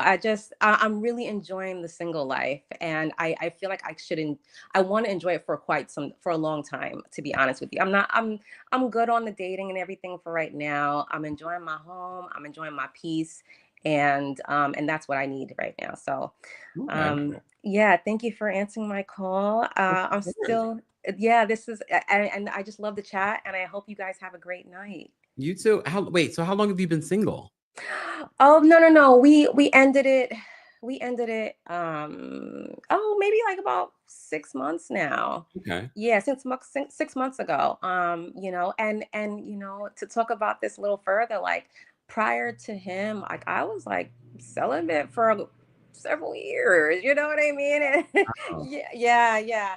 So, but and I think I may go back to that. Just get clarity, and like, what are the benefits? Because that's something we've talked about the last couple of weeks. What are some of the benefits that you felt from being celibate? Oh yeah, so a lot of self-reflection. You start to realize what you want, what you don't want. It's more focused on you. When you're celebrating, you don't have these distractions. Your mind is not cloudy. Sheesh, I mean, you get to be ugly in peace, you get to you get to What does that mean? I mean, I'm not ugly. I'm a beautiful girl, but at the same time, like you're not trying to look cute for anybody. You just focus on yourself. I loved it. I really did, and I may just do that again. There's no pressure. There's no pressure in doing any of, so that's what I loved about it. So. Yeah. Well, I'm so glad that you called in and shared, because I've been wondering and wanting to ask the question for those that have been celibate, because there have been quite a few people that have said that, I'm practicing celibacy right now. So, I mean, look, whatever works for you, but don't feel like you have to get pretty for anyone. Get pretty for yourself. Right. It's true. You're right about that. Yeah, you're right. So it's all about self-love right now. I mean, always about self-love, honey. But but yeah, I really appreciate this time. Thank you so much. Thank you, TV. I hope you'll call in again, just in case you decide to get into a relationship. Keep it posted. Okay, I'll keep you posted. Or share more on your celibacy journey. Will do. Thank you so much, Kempire. Have a good night. Happy Valentine's Day. Happy Valentine's Day. Bye-bye. Bye. We have such a great community. Again, like I love it. Well, Winter says a week with no sex and I'm flipping tables. Teresa, stop. That's because you're an Aries. Who came to my DC show? And the beautiful Stacy Rush was sitting next to me, and she was just like, I'm not having sex with TJ. And I said, somebody's breaking your back. She's an Aries woman. Somebody's breaking your back. Lee, thank you. And I'm not saying that it's impossible, but I'm just saying I know Aries very well. Okay. Lee, thank you so much for the super chat. Aries says 9 months from now is Scorpio season. Okay, slow down. We're about to get into your sister sign, Pisces season. 9 months from now, really? It's closer to be Taurus season than it is Scorpio season. Okay, calm down. All right. Oz Fly Girl, thank you so much for the super chat. Happy Valentine's Day, Kempire. Thank you for this. Thank you, Oz Fly Girl, for being in the chat. We appreciate you, and thank you so much for the super chat. Thank you. Okay. Julie, thank you so much for the super chat. Julie says, do single people know about the app Are We Dating the Same Guy? If something feels off, that's how my daughter found out about a guy she was dating. Was he on the app? Wait, was he dating someone else? I'm guessing yes, based off the sad face emoji. Do you guys know about that app? I didn't know about that app. Is it for gay men too? All right. All right. We have Winter backstage. Speaking of Winter. Hey, Winter. Hi, everyone. How are you?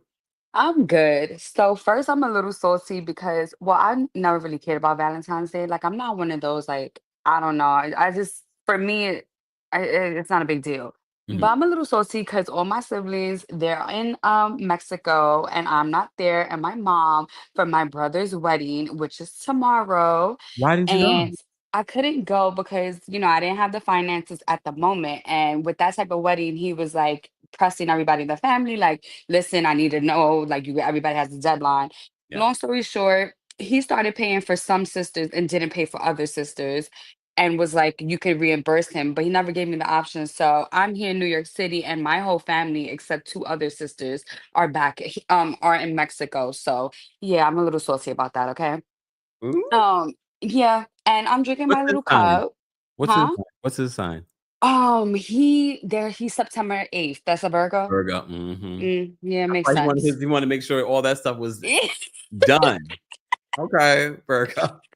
But right now, from the last time we had spoke on this dating situation, I was really trying to put my foot down with this lion Libra, the narcissist.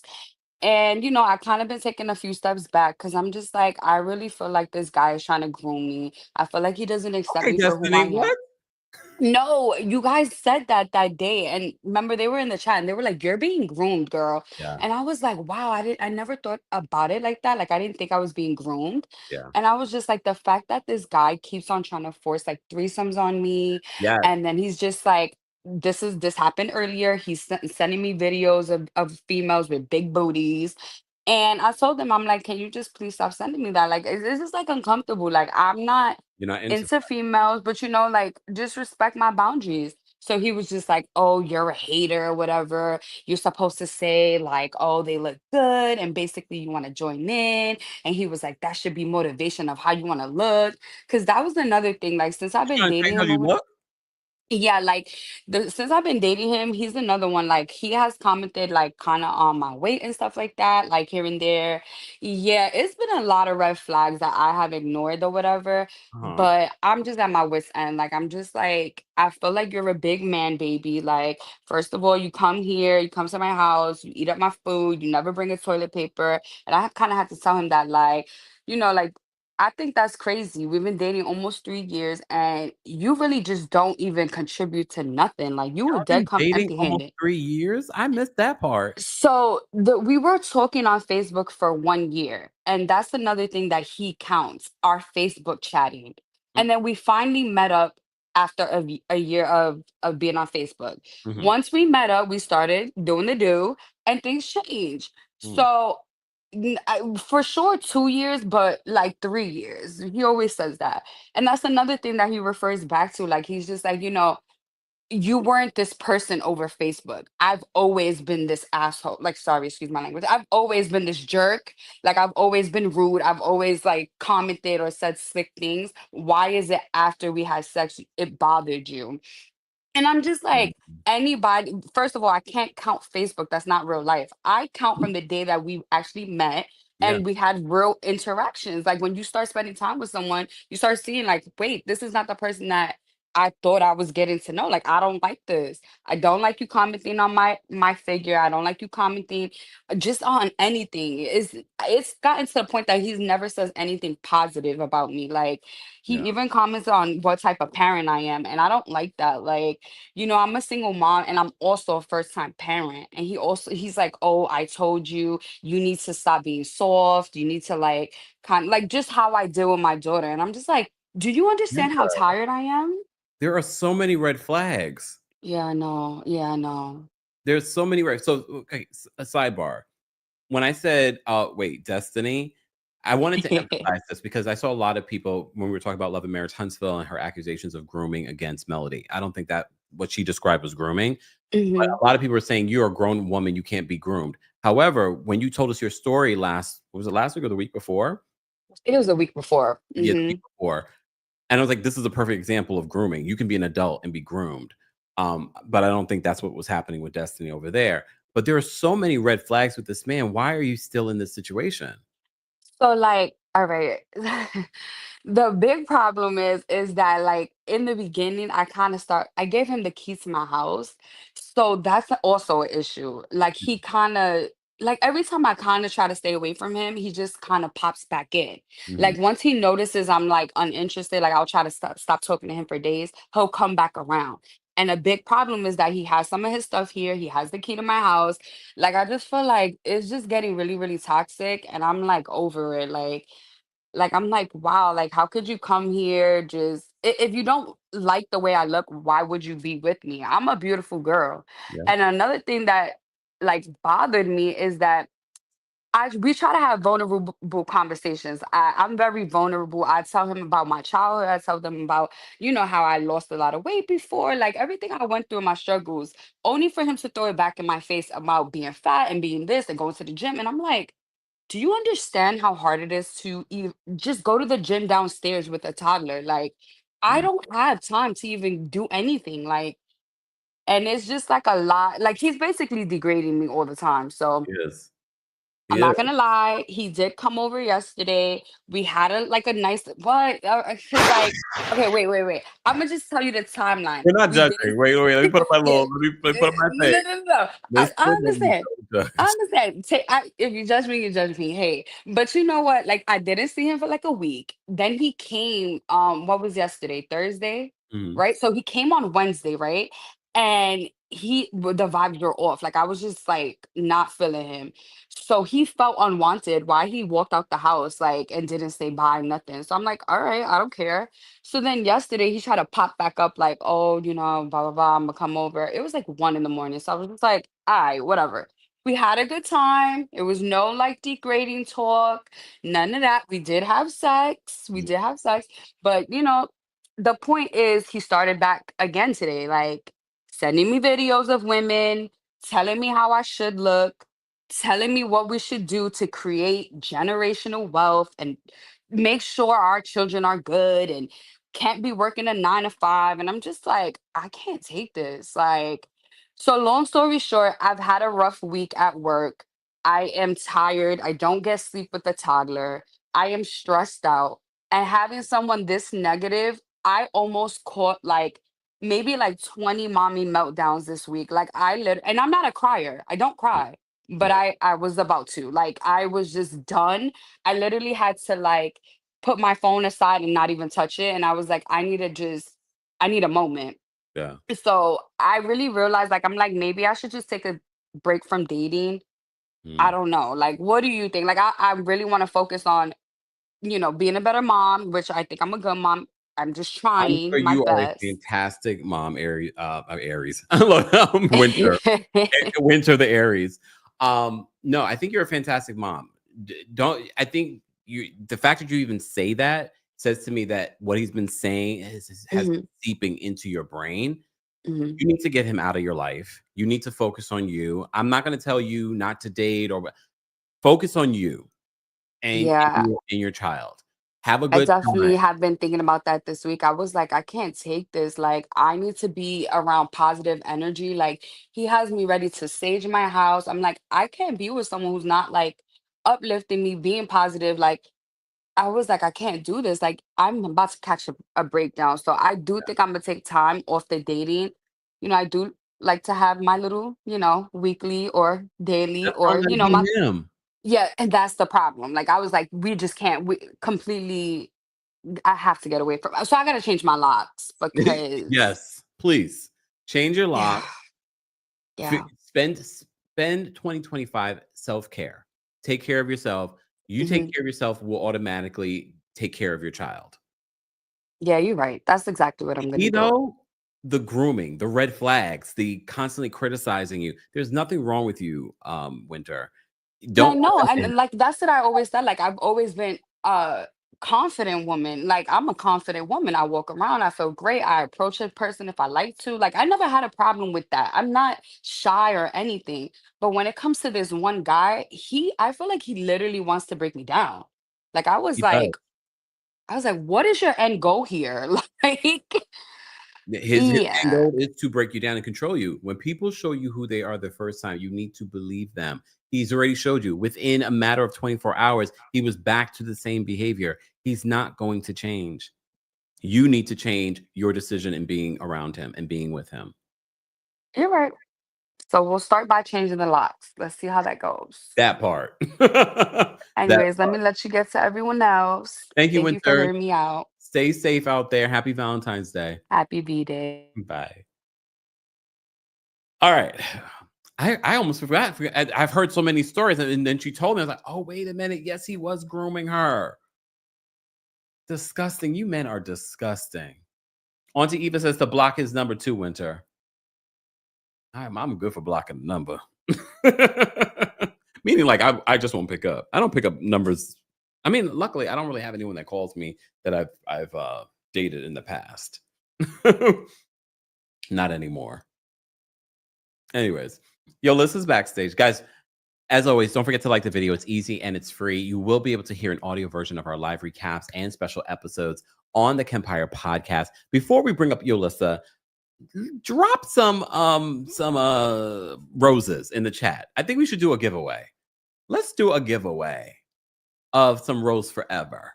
Let's do a giveaway. Shout out to those of you that decided to be here on a Friday night. Maybe one lucky winner will have an opportunity to win a little something from Rose Forever. We already given away 2 roses, and both winners have received the roses and they love them. Oh, Lord. Winter just says that, OMG, he just texted me. Is he watching? Trash. Winter says, OMG, he just texted me. See, this is the universe. This is the universe. You were talking him up, and now you've gotten your test. All right, roses. Okay, everyone. See, this is the downside of eating right before live. Now I'm like, Ajita. Okay. Hold on. Brooklyn Rose says, Winter, you're so beautiful. Read Loving Bravely. It will help you a lot. It was a great resource for me. Thank you, Brooklyn Rose. All right. So who's going to win these roses? First of all, Rose Forever has been sponsoring our live recaps here on the channel for the last couple of weeks. Some of you've gotten roses for yourself, roses for someone you love. But like we were just talking with Winter, get some roses for yourself. Love yourself. Self-care. All of that. Roses that will last you at least a year. Not the roses that your boo may have bought you that we did by the end of the weekend. All right, let's choose a winner. Boom. Chloe Cams. I just saw you in here. Chloe Cams. Where's Chloe? Where is she? I just lost her comment. Yeah, it's right here. Where is it? Oh, there we go. Chloe, congratulations. You are the winner of some Rose Forever. Email us at kempiredaily@gmail.com. Email us your full name, your username, and we will send you what we need from you in order to get you set up with your roses. Congratulations, Chloe. I didn't even seen you in here before. But congratulations. Obviously, you've been a member. Not a member, a subscriber. All right, Chloe, congratulations. Chloe says hi. Hey, and she's got a cute little cat. All right, congratulations, Chloe. Thank you, Foxy. Yes. Email us at kempiredaily@gmail.com. Congratulations. I'm so glad that we were able to do some Rose Forever, for Valentine's Day. So happy Valentine's Day for those that are just joining us. We are taking some calls. I'm going to get to our next caller just because it's getting late and I have a lot to do tomorrow too. And I don't know if you guys saw that that case against Jay-Z from Tony Busby has been dismissed. I'll talk about that tomorrow. Okay. Yolissa, we're going to bring up next. Yolissa, what's going on? Cute picture too. Okay, Yolissa. Thank you. Yolissa, why do you sound so low? Do you have headphones on? Oh no, I'm not sure. Can you hear me? I can hear you, but it just seems a little low. But it's okay. Go ahead. Oh, okay. All right. Let me try. Let me know if that's okay. Okay. Um, all right. Well, happy Love Day, everybody. You too. I happy love this day to celebrate love and focus on love. And for the last caller, I just want to say, like, it sounds like you're dating down because you're a mom and you're a sister. You're a mom and you are working, and supporting you and sending you love and light because the aura is bright. So I just wanted to share, maybe just touching on if you're shy and you're wondering to meet a partner or a friend. I'm an introvert, but I definitely recommend just being open to relationships, being open to connections. Mm, I feel like where sometimes, so I'm 34, I'm going to be turning 35. I feel like where we lose ideas and connections is that we think a connection is supposed to be a specific thing, but we mm, are human beings. We're made to make connections. mm, We're made to know people. We're made to have acquaintances. We're made to have people who are in our inner circle, people who are intimate friends, committed friends, friends that we share, just activities with. Like maybe I like playing pickleball with you, but I might not talk to you about Love Is Blind. And so I love the idea of just making connections. So I feel like in Valentine's Day, I really enjoyed, like today. I I work with adults with disabilities. I hosted a Valentine's Day event. It wasn't to make, love connections, but we just enjoyed connections and enjoyed community. mm, And in my life, I feel like the best relationships have come out of being open to just creating community. At the same time, being open to setting good boundaries, in the sense that if someone crosses a boundary of mine, they just can stay right there. So I feel like part of being open to dating is being open to making connections, being open to being seen, being open to, like you said, in like a previous caller said, you know, if I admire something about you, I will acknowledge it. If I see something, I'll say it. yeah. Part of it is also knowing like your own love language and how you give love, and just deciding in this world that's what I'm going to express. And oftentimes for me, that's led to really great relationships. Whether they lasted for a long time or short time, they've always been quality. And I feel like that's really important to say on Valentine's Day, because desperation does not give any good strategy, y'all. So no one wants to be around anyone that's desperate. Yeah. So I don't think I've had a bad Valentine's Day in a long time, because I really enjoy my own company, and at the same time, I'm really open to meeting anybody in this world, whether it's in an airport while I'm passing through, or whether it's at the grocery store. I just value quality connections, Mm, and so if I never see them again, I know I had a great touch point, and I feel like that's part of just being human. We don't need to be cutting people off. The trash will take itself out if you just let yourself, if you know that, if you know what it is that you're about and you choose to be that, the trash will take itself out. And I do really, my structure for relationships is that I always want many, many acquaintances. I always want a good amount of, casual friends. I have a few committed friends, and then like a smaller circle of intimate friends. And usually that's where I have made my love connection. So just hoping that that works for you guys. And I got that advice from Miles Monroe, from a book called Waiting and Dating. mm, And yeah, it comes from like a more Christian background, but the logic of it, like when you say, "Oh, I married my best friend," I never understood that, because I'm a Cancer, and I don't really get along with with people, but well, I get along with people, but I'm choosy with my energy, mm, because I'm very, very loving, but I'm like a hard shell on the outside, but on the inside, it's like you could really hurt me if I let yeah. you in, if I let the wrong person in. And then another analogy was like, if you mix two eggs and one is spoiled and one is fresh, like you can't unmix it. Mm, So yeah, you can't unmix it. So once you get into my inner circle, whether you're a friend or a lover, we're already of the same caliber of people, and you could be, that's just where I'm at. But the trash will take itself out always in relationships. We got to In stop reality, bringing it back in. yeah, exactly. If it lets it, when it's gone, just let it be, let it go. And yeah, for the last caller, you know, I really, yeah, I mean, I agree with what Kempire said. Like maybe the universe is holding it to your heart that it's time to protect your if you're a mom and you sound like a great energy. It's time to just enjoy like yourself and your life and the beauty of it all, and make those connections wherever you find them. Because I think that's what love is about. Is that we're here to love each other and we're here together. So that's what I love about this community. So thank you for letting me. Thank you, Yolissa, for calling in and sharing Have that. a good afternoon. Take care. Have a good evening. Bye. I love it. I love that. I love that message. I think that's an important message in regards to the trash will take itself out. That's with everything. That's every relationship. That's friendships. That's love relationships. You just have to stop pulling them back in when they naturally fall away. I do truly believe people that do not match your energy naturally fall away. It's you that keeps wanting to pull them back in, pull them back in. When people show you who they are the first time, believe them. That is who they really are. Okay. Dej, thank you so much for being a member for 12 months. Dej says, I'm a Libra. Are Libra men that bad? I don't think so, but apparently people in the chat do.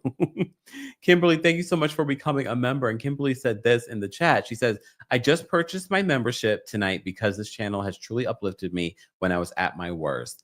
Thank you, Kimberly. We appreciate that. We definitely do appreciate your support, and welcome to the community. Okay. All right. We have a long line backstage. I'm so sorry. So I'm going to get to everyone. All right. So we have Christina, I guess that's ex-Tina. Okay. Oh, what a cute dog, Christina. Christina, you're muted.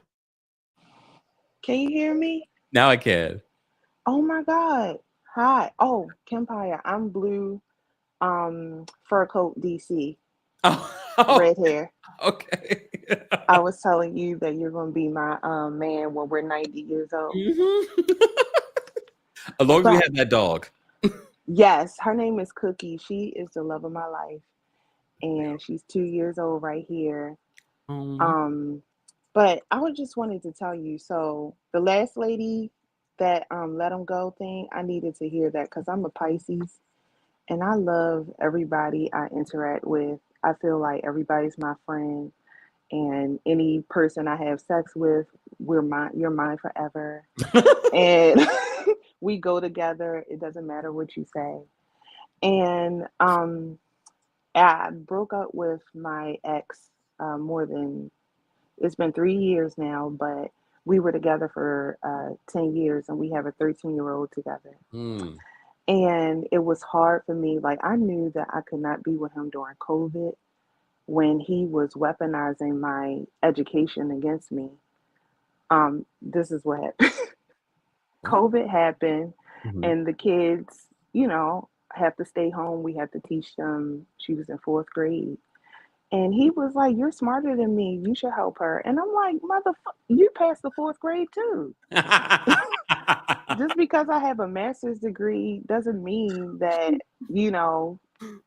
So anyway, I broke up with him and tried to be nice and friends or whatever. But anyway, I don't want to talk about him because, but I'm 40. I'll be 45 in a couple of weeks. And I want to tell you ladies, all the young kids out there, when I hear these 20-year-olds being in relationships, please do everything. Go everywhere. Do everything. Date every guy. Just have fun, because I feel like I wasted my 30s on him. I was regretful. I kind of still am sometimes. But the way these men are on me, I kind of like it, you know? Like, I'm a cougar. I'm loving it. And one last thing. I met this guy. I really do like him, but he's a Cancer. I keep hearing y'all talk about Cancer men, and I'm understanding it. But you're Pisces. Right. Like, our connection is magnetic. Like I knew that I guess loved him since I seen him. I think I was just stigmatized or whatever.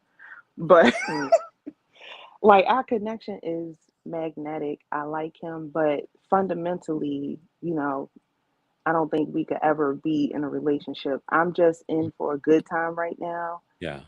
Just like the young lady said, I loved how she said, just allow the connections to come and go. Yeah. Because as a Pisces, I want to hold on to everybody, and I cannot.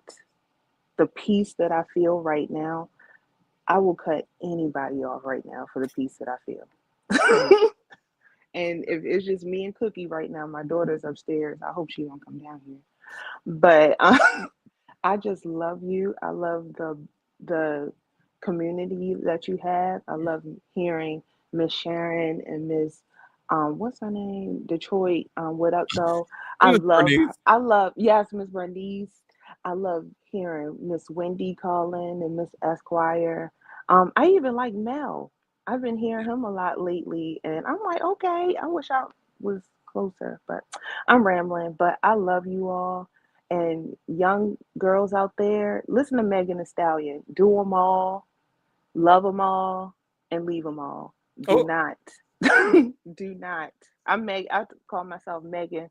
I retired my knees. I'm like 44, but let let Juvenile come on. I'll give you a little one too, but Okay, all right. Miss I Tina. love y'all. Thank you so I'm much. gonna give Cookie a hug for you, okay? Thank you. I She's love your right here. dog. It's so cute. Yeah, that's Thank my you for calling baby. in. Have a good night. Happy All Valentine's. right. Same to you. Bye. I remember her from DC.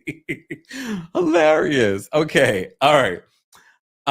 Guys, again, don't forget to like the video. It's easy and it's free. Shout out to those of you that are watching on Facebook, Twitch, and Twitter. I think, well, no, just on Twitter. We didn't go live everywhere. And I'm telling you right now, make sure you're following us on YouTube, because the next one, I will just be going live on YouTube. I've been giving a sample to the other platforms to see what we're doing here exclusively on YouTube, but you can also hear us on the Kempire podcast. Subscribe today. Let me get to the rest of these calls because my throat is getting dry. Okay. All right. Jazz is backstage. We're going to bring Jazz up next. Hold on, Jazz. Jazz, what's going on? Oh my gosh. Hey. Oh, can you hear me? Yes. Oh my gosh. Okay, this is my first time calling. Jazz, do you have headphones on? Hold on. Yeah, let me disconnect everything. Okay. Okay. Let me do that right now. We'll give Jazz a moment. Okay. Go ahead.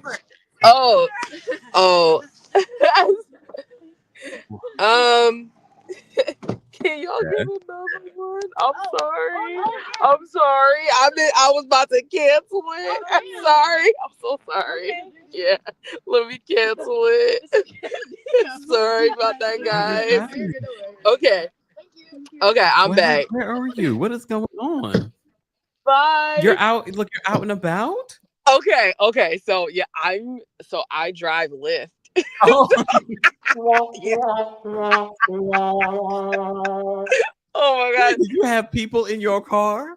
I was finishing a ride, and then like another one like got added on or something, and they were like, "Oh, we're here," and I was like, "Oh no, I'm sorry, I was about to cancel it because I'm finally on Kempire." So yeah, I love a hustler. A hustler. Okay. Wow. Jazz, what's going on? Okay. Oh my gosh. Okay. So I have some tea. About my situation that I'm working through. We like tea regardless. Yeah. So I love Valentine's Day. I have a really positive experience with Valentine's Day. Okay. Because my birthday is the day before Valentine's Day. So my birthday was yesterday, February 13th. Happy belated birthday. Thank you.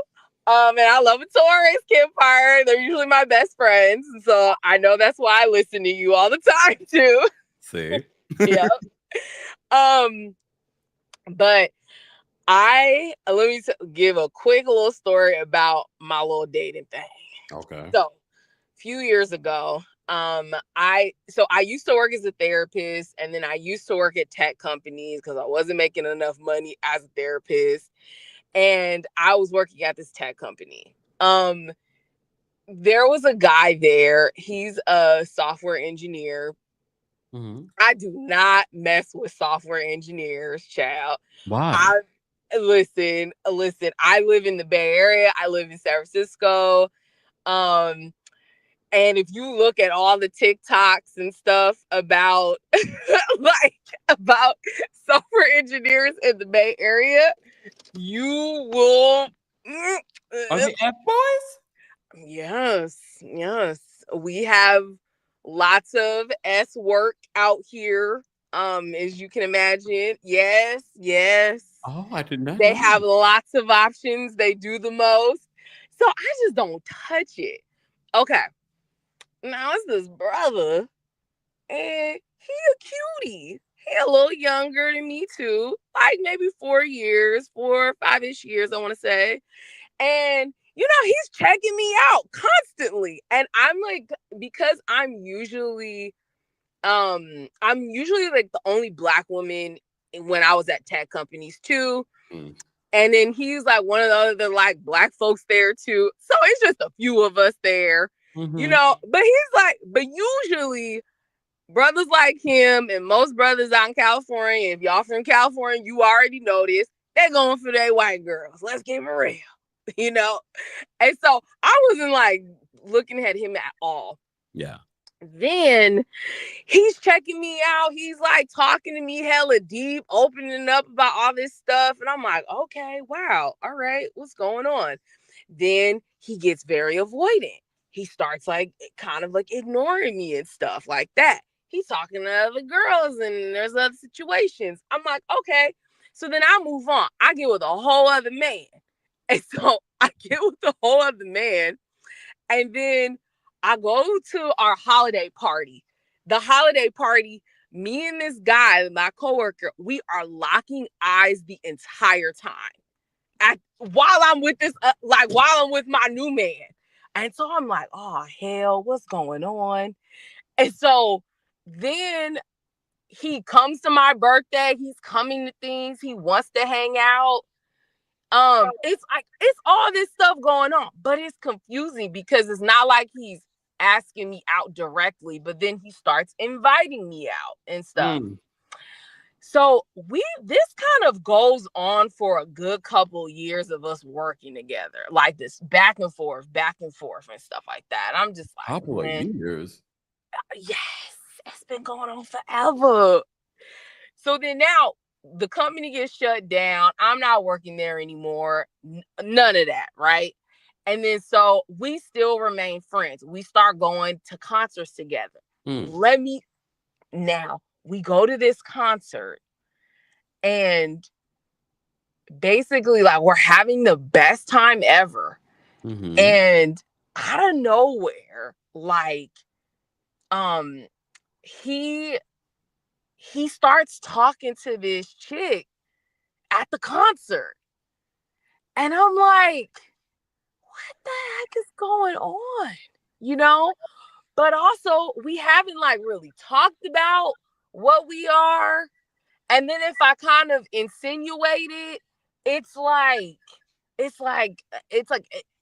crickets.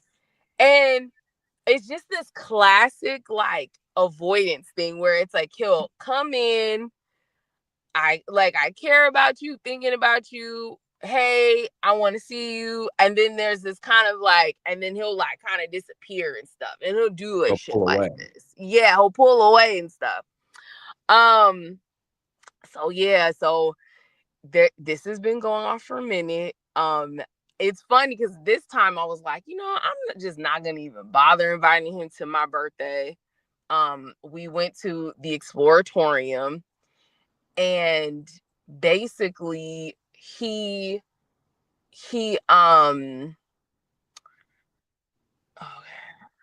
okay, this pig ain't, sorry, I'm like, make sure the police not messing with me. Okay. Sorry, I saw police come by. So he goes to the wrong location. He said he was gonna come out to my birthday, ends up going to the wrong location. And it's like, I was like, oh, did you have fun over there at the other science museum? He was just like, no, I would have rather been with you. And then it's just So like, he still didn't come to the place? yes, that's You what went I'm to saying. the wrong location? Okay. To be fair too, it is like all the way across like the city. Like it's very much like on this other part of the city too. And like the event was about to end. So I was just like, yeah, I was like, dude, I don't know what's up with you, sir. But that's my little situation. Your But current situation, because your birthday was yesterday. I know this is the current situation. It's been I this say back give and up. forth.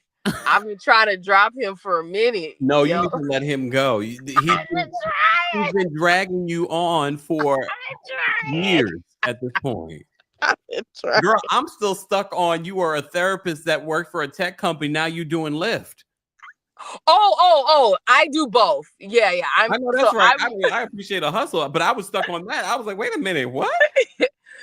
Yeah, I used to work as a therapist. And then I started working in HR at tech companies, and then I'm doing HR again. I got laid when the company shut down. We all got laid off. So I was laid off for a year. I was doing Lyft. And then finally got hired back this January. So I'm still kind of getting like, balanced again. And yeah. So yeah. This is a good question that they had in the live chat. Allison says, did you sleep with him? No.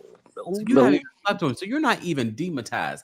It's not. It's all energy. It's all like Jazz. Yeah. You are preventing the man that actually wants to hang out with you and give you the good D and all the other stuff. You're blocking that blessing because this man is still in and out your life.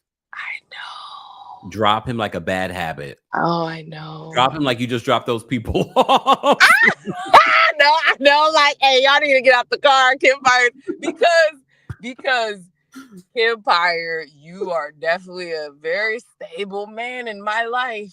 Oh. And I'm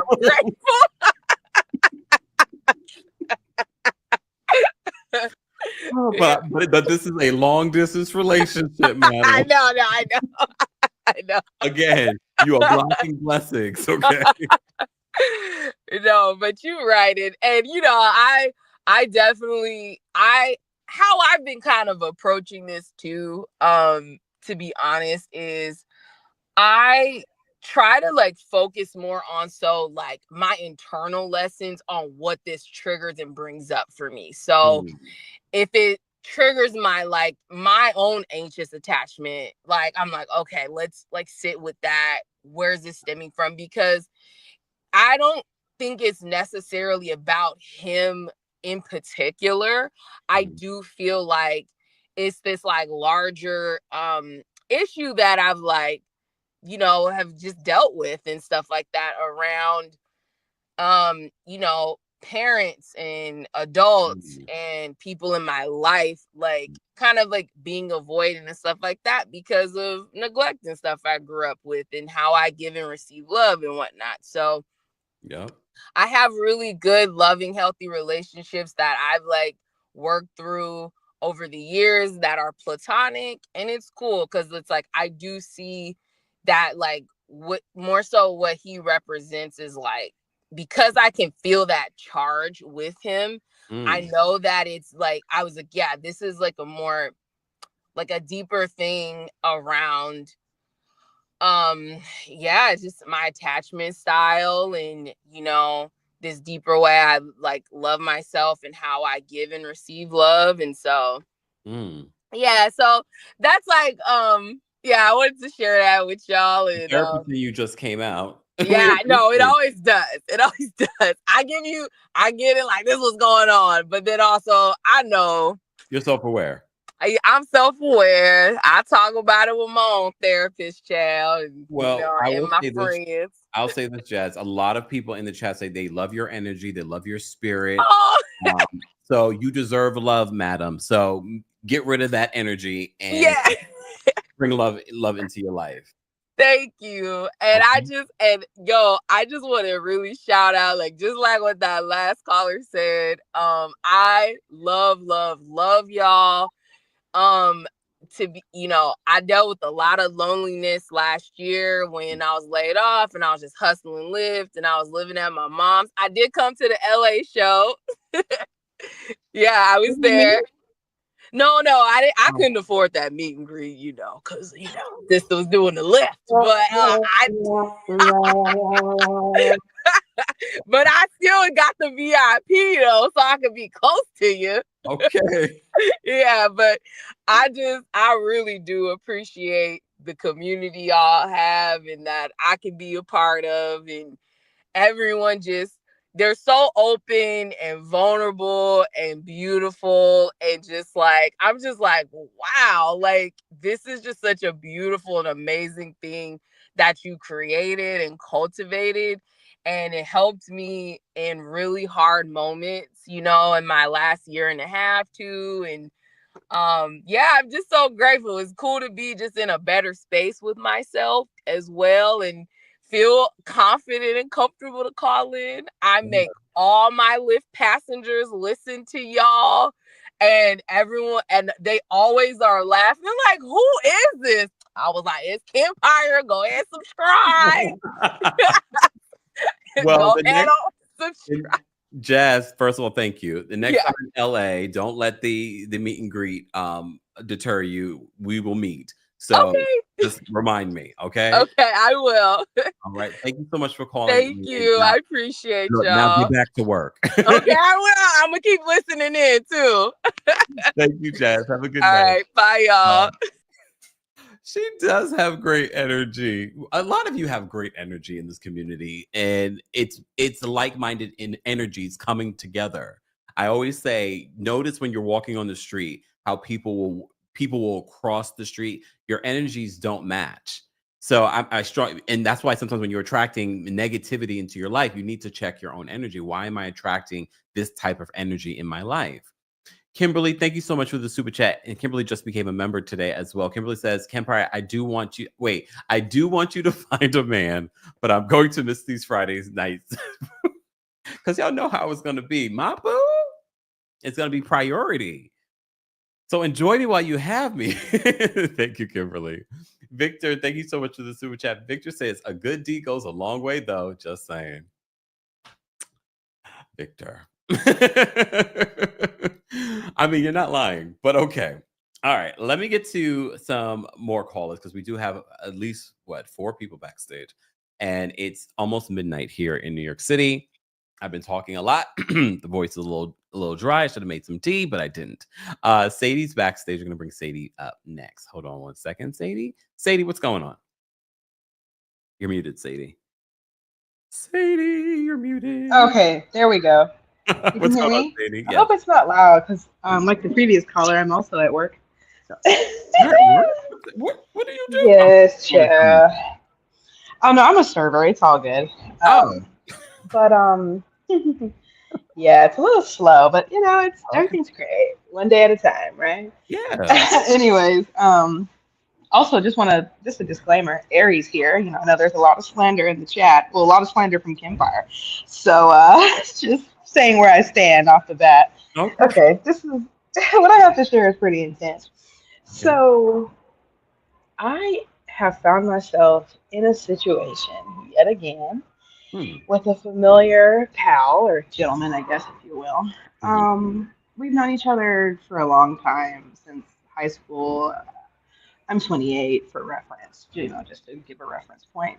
We've known each other, we've been dealing with each other intimately since about 2018, on and off. Essentially, he's one of those contrarians, like, oh, holidays are just a day. Like, it really shouldn't, put a damper on how a person feels about you. Like, if 364 days you feel loved, like, he's a Virgo, isn't he? one day. Huh? He's a Virgo, isn't he? Scorpio, unfortunately. Oh, damn, Scorpio. Yeah. Whoa on that. Yeah. Anyways. So, honestly, the situation is like, it's deeply intimate, but it's pretty casual. So I'm just like, okay, whatever, like just kind of going with the flow. Then V-Day comes, and then I'm just kind of like, I think I'm forced to look in the mirror like, okay, what's happening here? Because sure, it's like a casual sitch, but at the end of the day, like I'm just like, okay, I'm quote unquote sharing this intimacy with this person, and yet V-Day comes and I'm like, oh, I'm not getting excited or I'm not thrilled, like expecting anything. And you And want to. so, yeah, I do. So I'm just like, I guess I just really have to cut that cord. Because on the other hand, like some of my friends are like, well, why don't you just like talk to him about it? Like, you don't know. Like, maybe he is planning something. And I was just kind of like, I feel like if I have a conversation about it, then it's like I'm begging you. And I'm not interested in being a beggar. Yeah. Yeah. I understand. Yeah. So it's giving cut the cord, I guess. I don't know. You let me give me your insight. Oh, okay. Oh, you want my insight? Okay. So it sounds as if there are things that you want that he's not willing to give, but you haven't had a conversation. I think you're assuming based off of what he said and past behavior, but at least have the conversation to give him a fair opportunity to make some changes if he feels like it's worth it to him. But if he says and he makes excuses for it, then you have your answer. Okay, that's But fair. I think it's only fair to at least let him know this is what I want, this is what I need. But if you don't tell him that, he's not going to know. Okay, that's true. I am one to avoid tough conversations from time to time. Let me also add this point, and then I'll be done with it. The other thing that is important to consider here is a few days ago we were talking, and he was like, "Oh, like what are your plans for Friday?" And I was just like, "Oh, I have to work, blah blah blah." And he's like, "Oh, well," like it was almost as if he was hinting at it. Like, oh, well, if you didn't have to work, then like, I'd want to see if you were available. And I'm just like, for what? You know what I mean? Like put it out there. Put it on You're the starting floor. to sound contrarian, ma'am. Me? Yes. But okay, but I just think okay. The dancing around it is very different than, hey, I know Friday's Valentine's Day. That's true. I'd love to see you, or hey, I have these plans. Or are you available from this time? Or could you make yourself available from this time to this time? You need him to be more direct. Versus like, oh, well, you know what Friday is. Do I? It sounds like you both are communicating very differently and not really communicating at all. Like he's jumping around the issue of, well, Friday is Valentine's Day, but he's not even saying that. And you're like, right, Valentine's Day, and your friends are telling you to talk to him about it, but you haven't said anything. So you both are sort of trying to communicate, but you're not communicating. Dang it. I know, it's just because I'm having this realization lately that like I don't really like to. I think I'm a direct communicator. Obviously, this is not an example, but there are certain circumstances where I'm just like, I don't want to deal with this if I'm not going to get the outcome I think I want. So I just rather be avoided. Avoid. Yeah, but I know that's like a controlling nature that I have. Aries. We want to control, but you can't. You can't control. And then here we are. So we got to face it head on. If you think he's worth it, have the conversation.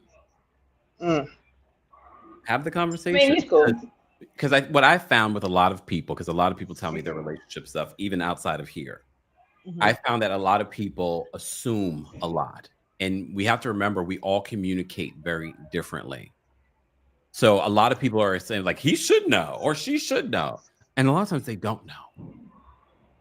Okay, that's fair. I think my thing is just like, you've been knowing me for years. I shouldn't have to talk to you. You know what I mean? I shouldn't have to map it out. But maybe you're right. I will give it a whirl and then you can see what say, happens. I've told you. I've clearly laid it out for you. This is what I want. This is what I need. And then it's up to him after that.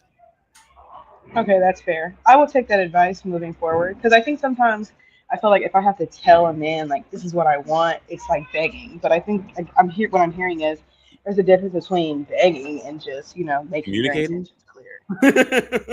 Got it. Okay, communicato. Alrighty. Well, thank you so much. It's really important on how you label things. It's not begging. Okay. It's communicating how you feel and what you want. Okay, I like that. I receive it. Communicated how you want, how you feel, and how you want to be treated, and they don't do it, and you constantly have to say it, but you haven't even said it. Okay, I will take that. I will work on my communication. I appreciate this. Happy Thank you. Valentine's Day, everyone. Ooh, now get back to work. No play. Have a good Bye. day, Satie. Happy Valentine's Day. Bye. All right. Oh, damn. Every time I have only a few people backstage, now I got a long line. All right. So let me get to everyone. Priscilla's backstage. I'm going to bring Priscilla up next. What's going on, Priscilla? Hi, Kempire. This is my first time calling. I'm really nervous. It's okay. Take your time. I'm a long time caller. I mean, long time listener, first time caller. I've been listening to you for like 3+ years. I think I found you like right around the time, yeah, 3 years ago, and you've been like a friend in my head. And I know you hear this like all the time. I don't know why I'm getting like nervous and like my voice is shaking. It's okay. Take a breath. I just don't want to hold everyone else up because I know it's pretty late for you. You hear it a lot because I always listen to your podcast when I'm like working from home, Yeah. and you have no idea like how much of a friend you've been in my head the last couple of years. And so this is my second Valentine's Day, celebrating it as like a mom, and it's been the best Valentine's ever. Oh, I love Yeah. that. Is this your kid in the picture? Oh no, that's me. Yeah, I Oh didn't no, want to that's assume. baby Priscilla. No, you have. Adorable. I'm a Pisces, so I get so choked up. So sorry. No, I love it. I look, it never gets old to me when you guys tell me what I do means something to you guys, because that's the best job ever. You know, I did corporate work for a very long time where it didn't mean much of anything. So I'm grateful that I'm able to do something that actually touches people's lives. So thank you for letting me know. Yeah, no. I feel like I feel like it probably never gets old for you, and I just wanted to like let you know that even though like you what you cover is like pop culture, but you also do things like that, like this. It's like very I'm sure like everyone like feels the same, like you really do, like you are like a friend to us, and you've gotten me to through like the hardest like years of my 20s in like the best way possible. And my daughter's a Taurus. She's a May Taurus. Lucky you. Yeah, I feel I say that a lot. She is the most easiest toddler. She's only a year and a half. She'll be 2 in May 19th. So she's my blessing in disguise. And so I say that the past 2 Valentine's days have been like the best, even though like I've been doing it as like a single parent, because I don't know. I think that becoming a single mom for me was like I know there's people that have like a lot of opinions about single parenting or like having kids outside of being married, and like 90% of it I agree. It's not something that I would recommend for someone to purposely sign up for. Yeah. But it's what I chose to do, and I think like my life has really like changed for the better. Mm. And so these past 2 years, like celebrating not just Valentine's Day, but like family holidays where like love is a big part of it. Yeah. It's really taught me a lot about myself. And you've also like really encouraged me to be like more comfortable with myself. And I've been able to do a lot. I've been able to reach a lot of more goals thanks to like listening to you or just focusing on my daughter in the last 2.5 years than I have with the rest of my 20s. And so even like things like tonight, like my daughter just fell asleep. Oh, and I also wanted to mention, if you have a chance before you go to sleep, I'm car camping right now with my daughter. We're by the beach right now. We're going to be camping tonight. Where are you located, if you don't mind telling us? Oh, I'm in LA, but we're car camping. If you ever get a chance to come down to OC next time you're in California, Crystal Cove is a really beautiful beach. Even if you're just going for like the day, really, really, really beautiful. I know like there's like a certain like narrative about Orange County, but I've never had a bad experience. As a brown girl, and there's a lot of great hiking places.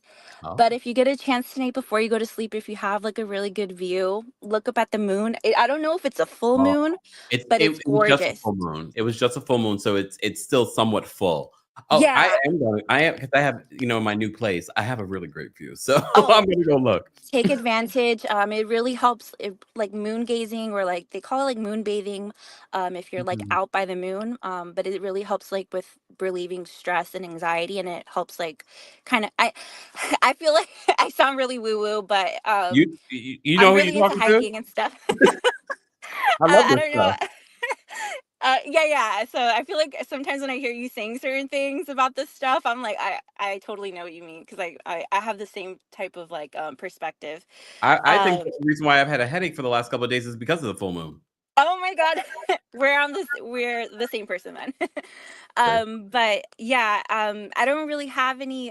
I'm really thankful that before I became a mom, I got to experience what it was to love a guy, and I got to Mm. date. So, like the earlier caller, my Pisces sister, I forgot her name, sorry, but she basically summed it up pretty well, to just like, enjoy your life when you're young, because it's so Mm. true. I'm only 28. I'll be 29 next month, You're and still young.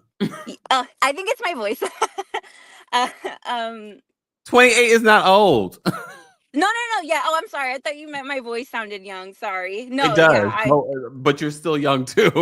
Yeah. I feel like I feel pretty youthful still. Um, but I'm really happy that for the most part I did get to enjoy my 20s, Mm, and life throws you curveballs all the time. yeah. So stepping into this new role still pretty young. If it doesn't feel like I'm missing out on anything, but that doesn't mean that someone else may in the similar position may not feel like they're not being fulfilled outside of being a parent. So I really resonated with what she said. Yeah. um I'm hoping, you've made me like really want to become more ambitious too. And also like my daughter, and I watch like I like to listen to people like YouTube videos and stuff. So I listen to probably all of your like live streams while I'm working from home, since it's pretty like I don't have to it's not a very like micromanaged job that I have, thankfully. So you're like always in like my earbuds while I'm like stressing out meeting deadlines, or like feeding my daughter and stuff. I just really wanted to just come on here and tell like say thank you so much Thank you. for doing stuff like this tonight. It's really fun doing something like this, and also like getting to celebrate. Well, my daughter's asleep by now, but getting to celebrate. I, there's like I don't think you realize it, but like the way you carry yourself, it's different than the way I used to be before I became a mom. So like there's Mm, certain things that you do, like when I hear you just like talking about when you're like reviewing shows, even the way you carry yourself, I'm just like, oh, I want to be more like that. I don't know, like mm, I just did just something about the way you carry yourself. It's like very like put together almost, and I doubt that it's on purpose, but it like the way it comes off, it to me it rubs off like, oh, I want to be more like that, like mm. um I don't And know then how you to put gave it birth into. to a Taurus. Yeah, I don't know how to put it into words, but I don't want to keep rambling. You have inspired me so much. I got a chance to meet Lizzo back in December, um because after I got pregnant and I turned lemons into lemonade, um I really focused on my career. I did have to drop out of my PhD program when I got pregnant, Mhm. but I was still able to take out the master's portion. I'm still working at the same institution that I was working at since before I was a mom, and they've been more than helpful in like my work from home. Mm. And I hope that like as I keep watching you, I can like finish my PhD off and I can call again and be like, Yep. hey, that's me. And I would Please love to buy do. a home. My goal is to buy my a daughter a home by Mhm. her birthday. So hopefully I can make that happen. Okay. Um, and I just wanted to thank you so much. You have no idea. I didn't get to go to your LA show because I'm trying to save every single penny, because I really want my daughter to have like grow up in one I home. understand. I understand. So Well, the next time I'm in LA, remind me of our conversation. DM me, okay? Because I will be coming to LA again this year. I told Lizzo when I met her because she has like this athletic brand with Fabletics, and they sponsor me.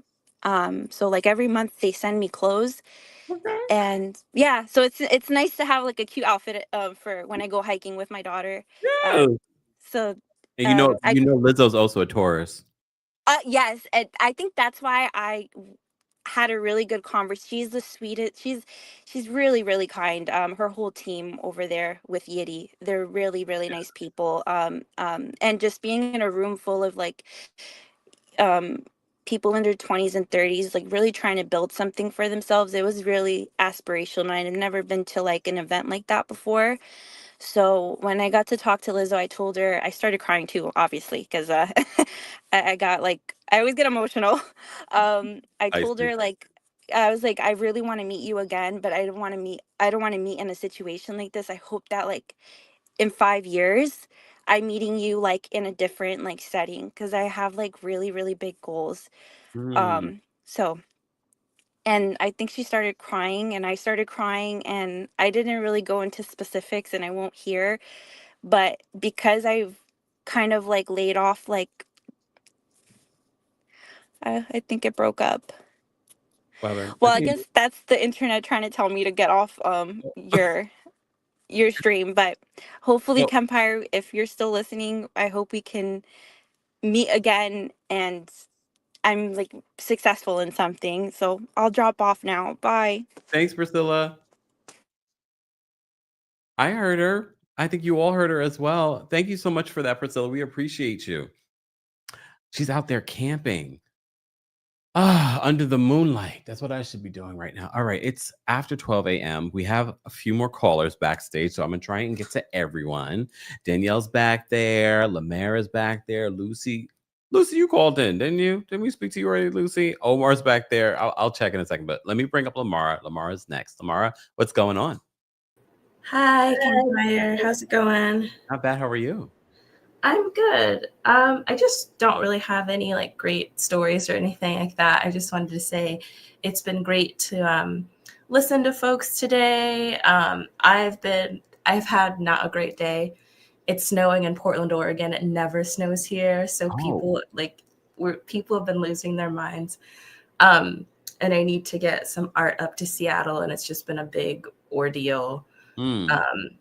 And I applied for a job and I went great, but I didn't get it. So I've just been kind of disappointed all day. So it's been nice to just have some semblance of community. I don't go out very often and I work mostly from home. And so it was just nice to hear people sharing their stories. And that's been really nice for me today. So thank you for that. Lamar, let me tell you a story. Okay. So there was, before I left my corporate job, I was ready to get out of there. I was like, oh, I want to go work for a tech company. Mind you, that's not really my passion, but I was like, I want to do something different. I like the energy of the tech companies and how so I went on this interview. I was really excited about the job. And I remember the day that they called me and they told me like, yeah, we decided to go with someone else. And I was so disheartened because I was just like, because I felt so good about this job. Mm-hmm. And only to come to find out, maybe a year or two later, maybe less than that, the company shut down. Mm. The people that I knew there that told me about the job, they were unemployed. Mm. The company, I don't even think it exists now, or it was merged with someone else, but a bunch of people lost their jobs. I probably would have lost my job if I had went there. Everything happens for a reason. I know right now it doesn't feel that way, but trust and believe the job that is meant for you, that you truly will be happy with, will be coming. Right now, feel the disappointment. I felt the disappointment, but I didn't dwell in it. You will find something better, and you'll be calling us back in. You remember what you said, Kempire? Here we go. Yeah, I mean, I did get into grad school for counseling, so I have to kind of get ready for that in the next for June. So that's something to celebrate. But yes. I think it's just kind of like, it's a hard job market right now. I've applied to so many jobs and I'm getting through to like the second or third interview and they're like, oh, the person just edged you out by a little bit. You know, they'll call or send me like a very, very long email, which I'm like, if I didn't get the job, you can keep the words. I suppose that's like the Jamaican in me. Like, we don't need to chat any further. Like, what I wanted is not what I got. I really appreciate the kudos, but you can keep all of that. And so, but you know what? You really need to take in all the kudos that they're giving you. It's not a lot of these jobs don't give you all of that. They'll be very quick, like, you were fantastic, but that's it. But they're going down a long list of all the great things about you, but we still have to select someone else. Take the compliments. Yeah, that's also a good point. I'm just kind of like, go back and read those letters tonight. Like, you know what, they really did like me, and it just wasn't a perfect fit for them or for me. Because if it was a perfect fit for you, then you would be there. That's true. Yeah, I think the people at my current job are just irking my nerves. I'm like, how many more days can I take before I lose whatever semblance of a mind I have left? So I'm trying to keep it cute at work, but I'm hoping that other things will give me some, solace or improvement. Plus, I need to start applying to FAFSA and all that stuff for grad school. I mean, I don't even know what that will look like. Because you have that to focus on. So it's good. Yeah, I do. You have now. You have something to keep your mind occupied and keep your energy right in regards to the job. So focus on the things that bring you joy. Obviously, if you want to go to grad school, that's something that you really want to do and that you're excited to do. No? Lamara? Oh, Lamara, there we go. No, Lamar is still here. Why am I talking in third person? I couldn't hear you for a second. You're excited about grad school? Yeah, I am. I've been wanting to be a counselor for a while, and I felt like it was a good time to apply. My whole goal is to see if I like counseling and then open my own practice. And then if that's going swimmingly, move on to become a psychologist. I'm an adult autistic. I was diagnosed as an adult. So I want to be able to diagnose particularly Black kids, Black adults as well, because we go undetected, especially if you're a Black woman or a Black queer person, which I am both of those things. You just everybody thinks you have borderline personality disorder, which is not bad. It's just a heavily stigmatized disorder, which really it's just a trauma response. So it's that shouldn't really be as stigmatized as it is. So yeah, I'm excited about grad school. So we'll see how that goes. Hopefully when I call in again, I'm killing it at grad school. So thank you. Definitely keep us posted. It sounds like you have a goal in mind. Don't worry about that job. Things will get better over there. Just keep saying that. I'm big on affirmations. Things will be fine here. I have a goal here. I'm going to use what's over here supporting me to support this next chapter, this next future that I have. Because trust and believe, the corporate job was funding the process of moving into what I'm doing now. So focus on the positives that you have going on right now. You have a lot of positives. Definitely.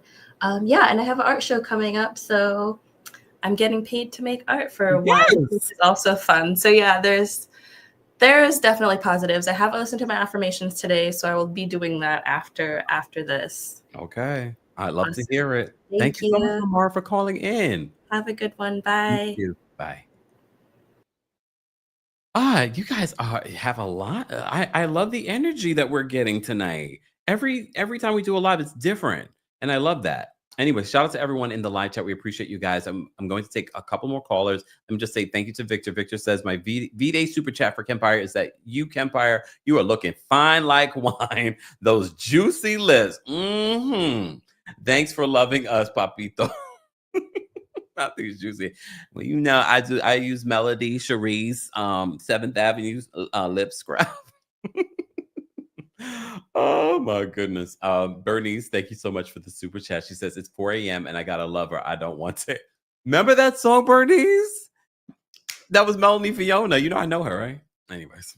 All right. Lucy, wait, hold on. Lucy, didn't we talk already? Or am I making that up? No, we did. It's just I forgot to say something when I was giving you your flowers. Oh, what? So remember when you did the Young Famous and African review Yes. and you asked about like if we have recommendations for like interior design, house tours, and all that stuff. Hmm.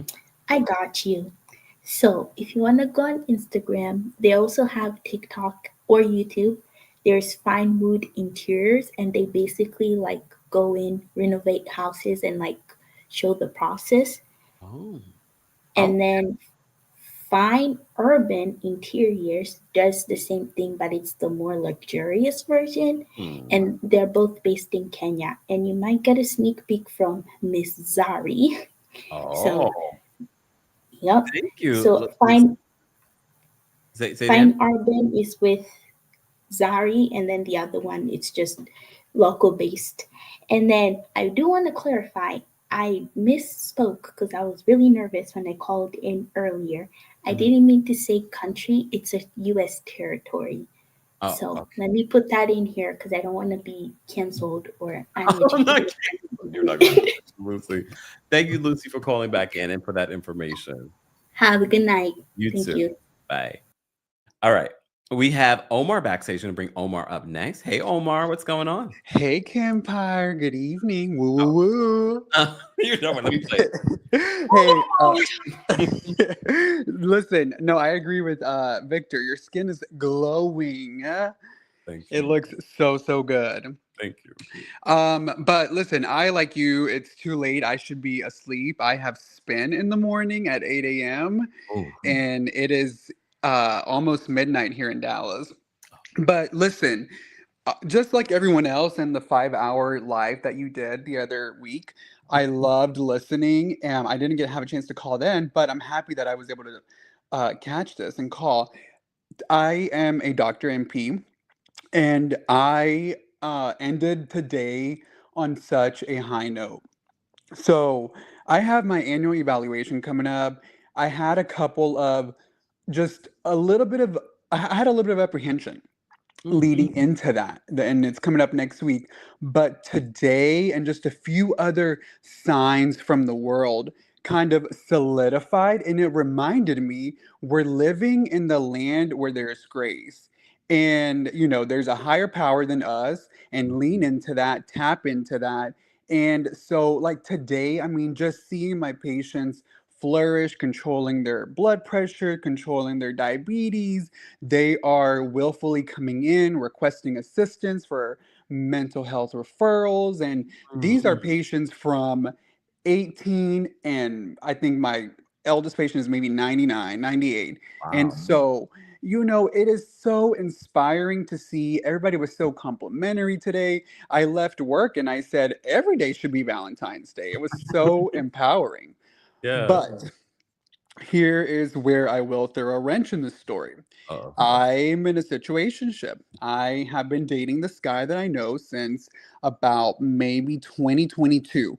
We took a break. There was, as you know, in the LGBTQ community, sometimes the norms are not always in a like they are in a heterosexual world, and so sometimes monogamy it looks a little bit it looks a little bit different, and so there was a break. I had to take a break for my mental well-being. I had to finish my doctorate, and we reconnected at the end of 2023. And so since then we've kind of been dating strong. And so the problem is that here recently my ex resurfaced. Very benign. However, there is history with my ex. My ex and I, in one synopsis, I don't want to make it too long, but we helped raise each other up. When we met each other, we were both young, early 20s, and I had an associate's degree. I was completing my bachelor's at the time. My ex was um, about to start applying for his master's, for his graduate programs. We both raised each other in through those phases. We were both living. I was living at the time with my sister. He was living with his mom. We then both started our graduate programs. We both started our doctorate programs. We have both purchased our homes. And so there's a lot of history there. And since we broke up at the height of maybe COVID, but since then we remained friends. We were actually engaged.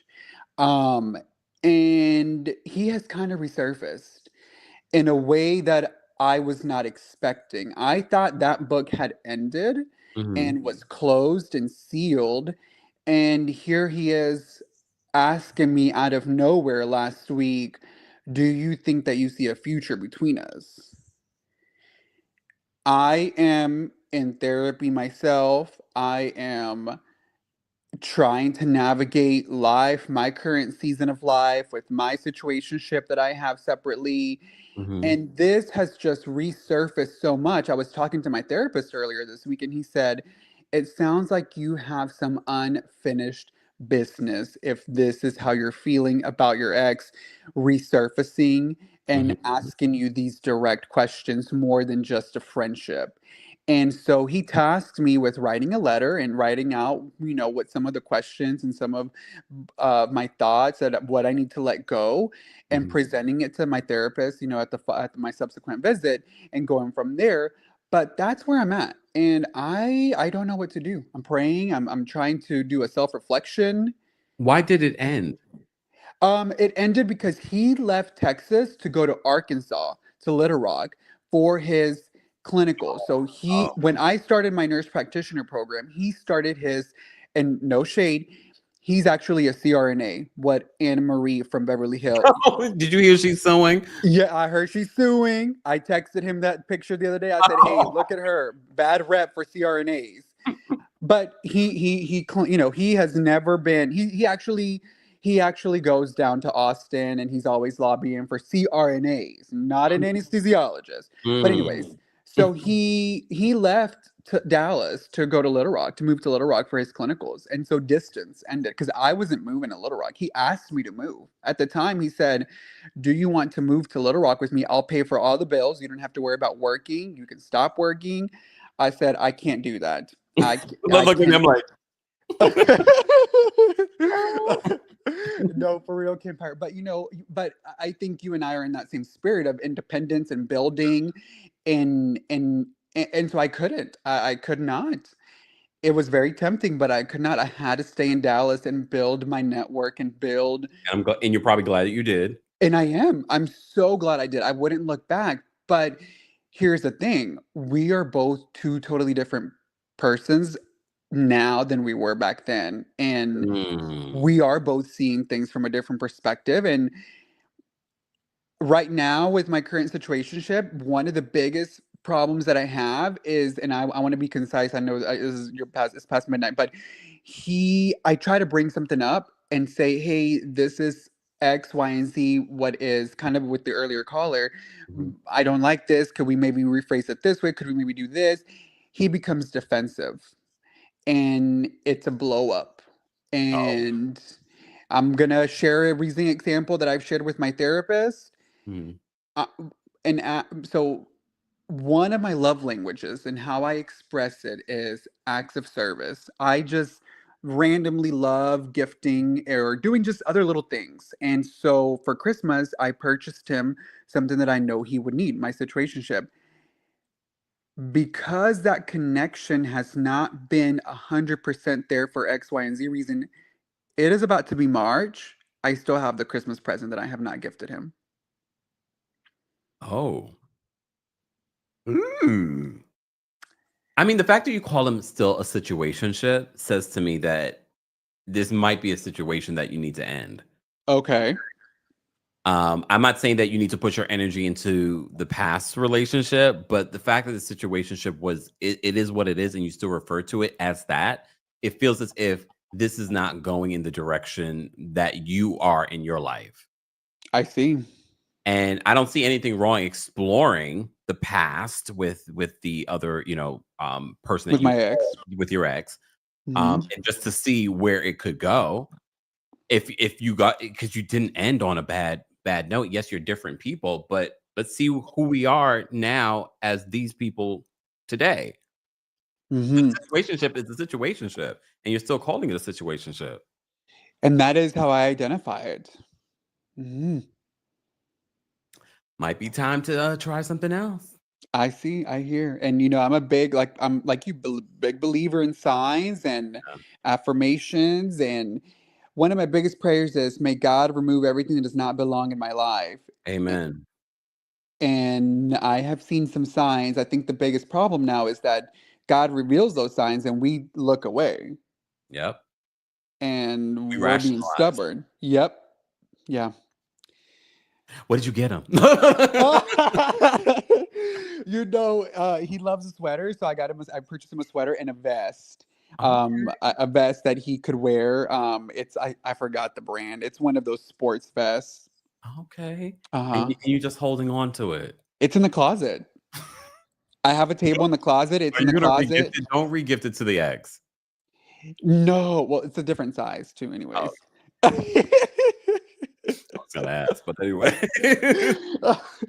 But that's where I'm at. And my therapist said, I think you're tired of your situationship. Because you labeled a situationship. Clearly, it's not something that serious to you. It's something it fills the space. I'm and a nothing big wrong with that. Not judging at all. Right. I'm a big believer in giving the same energy that you are given. And he's giving you a situationship energy. Well, that's the thing. It's like I'm working on myself. I'm trying to become a better version of who I am for the people around me. And I don't know that that is being matched. But at the same time, one of the things that my therapist says is, sometimes we could be a little judgy as gay people. And he said, if there's a book how dare he, right? So a book, Velvet Rage, is actually pretty good. And so he said, are you judging the situation a little harshly? And are you understanding everyone's past experiences and how you approach? And so that's where I'm trying to navigate. And that's where I become a little soft and maybe, but then I don't know if that is the right thing because like you said, I'm still referring it to a situationship. And you're still holding on to a gift that you were going to give him for Christmas. That is correct. Because meanwhile, I purchased my neighbors who I really, barely know that well. We've all been, I'm in a new subdivision. We have all been here less than a year. I gifted them personalized coasters and I was happy to walk over there, ring their doorbell and say, hey, here you go. Here's a personalized coaster. Merry Christmas. This is saying a lot. Okay. Does the ex now live back in Texas too? The ex is back in Texas. The ex he has purchased 2 homes. And long story, when he moved back to Texas, he was hasty. He purchased a 4-bedroom, 3.5 bath home out, not in Dallas, East Texas, thinking that I would follow him to East Texas. A year after that did not happen because I was still finishing. I was in my last leg of my NP program. I did not move out there. He sold the home and he purchased something smaller. Closer to you?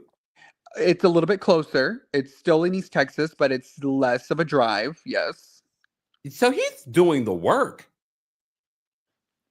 Okay. I think you need to at least give him a shot. It doesn't hurt to give him a shot. Right. It'd still be about an hour and 15 minutes of a drive in between. Okay. But yes, but he came to you and said, like, what are we doing? Last week he did, yes.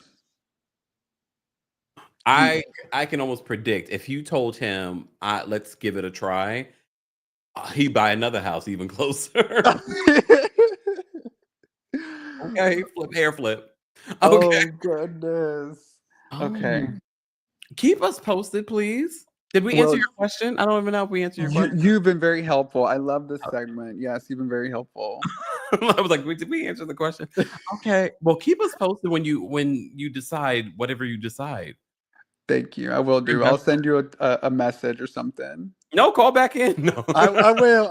But call back in. I will. One last thing. Free Wendy. Amen. Period. Thank you so much, Omar, for calling in. Have a good night. Bye. You too. Bye. Oh, you guys make me smile so much. These stories are so interesting.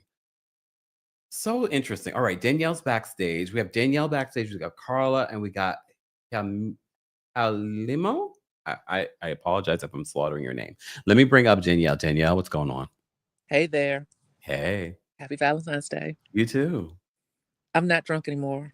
What? I've been drinking water. I put that in the chat early when I joined in. I did not see that. Huh? I did not see that. You were drinking? Oh, I had a whole day. And I've also put in the chat, I've been on a 24-hour date. 24-hour date? But wait, we're going to get to that. That's the last thing, because I want to say these things real quick. So one, the young lady with the interviews that called early, of course, my HR hat kicked in. Oh, okay. And I think it was great that you told her to take her kudos. Just think about this, young lady. If you're really interested in that company, respond back, thanking them for the time and the interviews and the kudos, and tell them to keep you in mind if other opportunities come up that you will be a good fit for. Because if there's a strategic plan that you don't have to do the FAFSA application and get your master's, and you can get it through their tuition reimbursement program or whatever benefits they may have for tuition, that might be something to look into. That might be the reason why you want that company. That's something to think about. Then she also mentioned that she's like feeling flustered at the current job. Take a step back and ask the Lord, what lesson are you supposed to be learning while you're in that space? And why are you there? Why are you getting flustered? Because it's a lesson to be learned through all the frustration of it all, for lack of better words. You ain't that drunk. What said I'm not drunk no more? So wait, you've been on a 24-hour date? Let me finish. I wrote everything down. Let me get there. Oh. So this is what I keep thinking about. When everyone calls you and give you your flowers, Mm-hmm. I always think about, wait till Kemp gets his TV show, and then we all take a step back and think about, oh my goodness, we knew him back when. Oh my goodness, that's gonna be a beautiful thing. And then I might cry. Oh no tears, because I might cry too. You will cry. And then the gentleman that just called with the guy with the gift, boy, if you don't get that gift to that man and close that chapter, if that's what you want to do. But he also said something about how people react and the judging of it all. I was in the cigar lounge with the guys one night, and one of the guys said that men have to, when it comes to dating women or trying to date women or approach women, they have to fight down all the other things that other men had done to them prior to them meeting that woman. And I got a little offended. Not that he was wrong, but I had to take a step back and give him a different perspective to look at it. People react on their experiences. So yes, when a man tries to approach a woman and date a woman, he might be fighting or knocking down the wall that woman put up from previous dating experiences. But we as people do that based off our experience. We put up walls to protect ourselves based on our experience. So I just want to put that out there, because someone said something about that earlier, and then I just wrote it down because I was like, okay, this line is long and I got to write all this stuff down before I forget. Okay, so 24 hours. Child, here go the 24 hours. So, me and Police Bear broke up. The last time we was talking about this on the TikTokers, he and I were in such a good space. We went 2 weeks without speaking because of his Taurus, bullheaded, lack of communication, spoiled self. I said it. Excuse me. I said it. But what happened was he promised Dylan a video game for her 16th birthday. So Dylan says to me, hey, where has Police Babe been? I was like, I don't know, baby. Like, I didn't want to.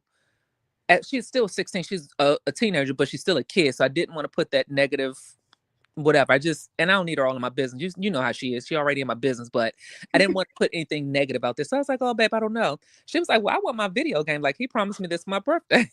That's a Capricorn. So I said, well, reach out to him. Well, she did. She texted him and he didn't respond. He didn't respond to the child? He did not respond to the child. But hold on, the story gets better. It gets better. Before y'all start judging him, it gets better. So she gave him 24 hours and she told me about it. She was like, I reached out to him, but he didn't respond. I was like, oh, he didn't. So, and again, I hadn't spoken to him in 2 weeks. So I reached out to him. I said, hey, Dylan reached out to you. She sent you a text message and you didn't respond. I hope everything is okay. Love you. And I left it at that. He responded to me immediately. He was like, did she? So he didn't have her number stored in his phone, which is fair because I never gave him her number. So he sent me the screenshot. He said, you know how these teenagers write? He said, because she didn't capitalize her D in her name, like she introduced herself in the text, but because she used everything in lowercase letters and she sent something about the video game, he said, I totally forgot about it. I thought it was a spam text. He said, yeah. He said, had she said this is Dylan Bear, which everyone who follows me on social media knows that's what I call her. He said, I would have figured it out immediately. He said, I saw the text, but never paid it any attention. So immediately he sent her the game.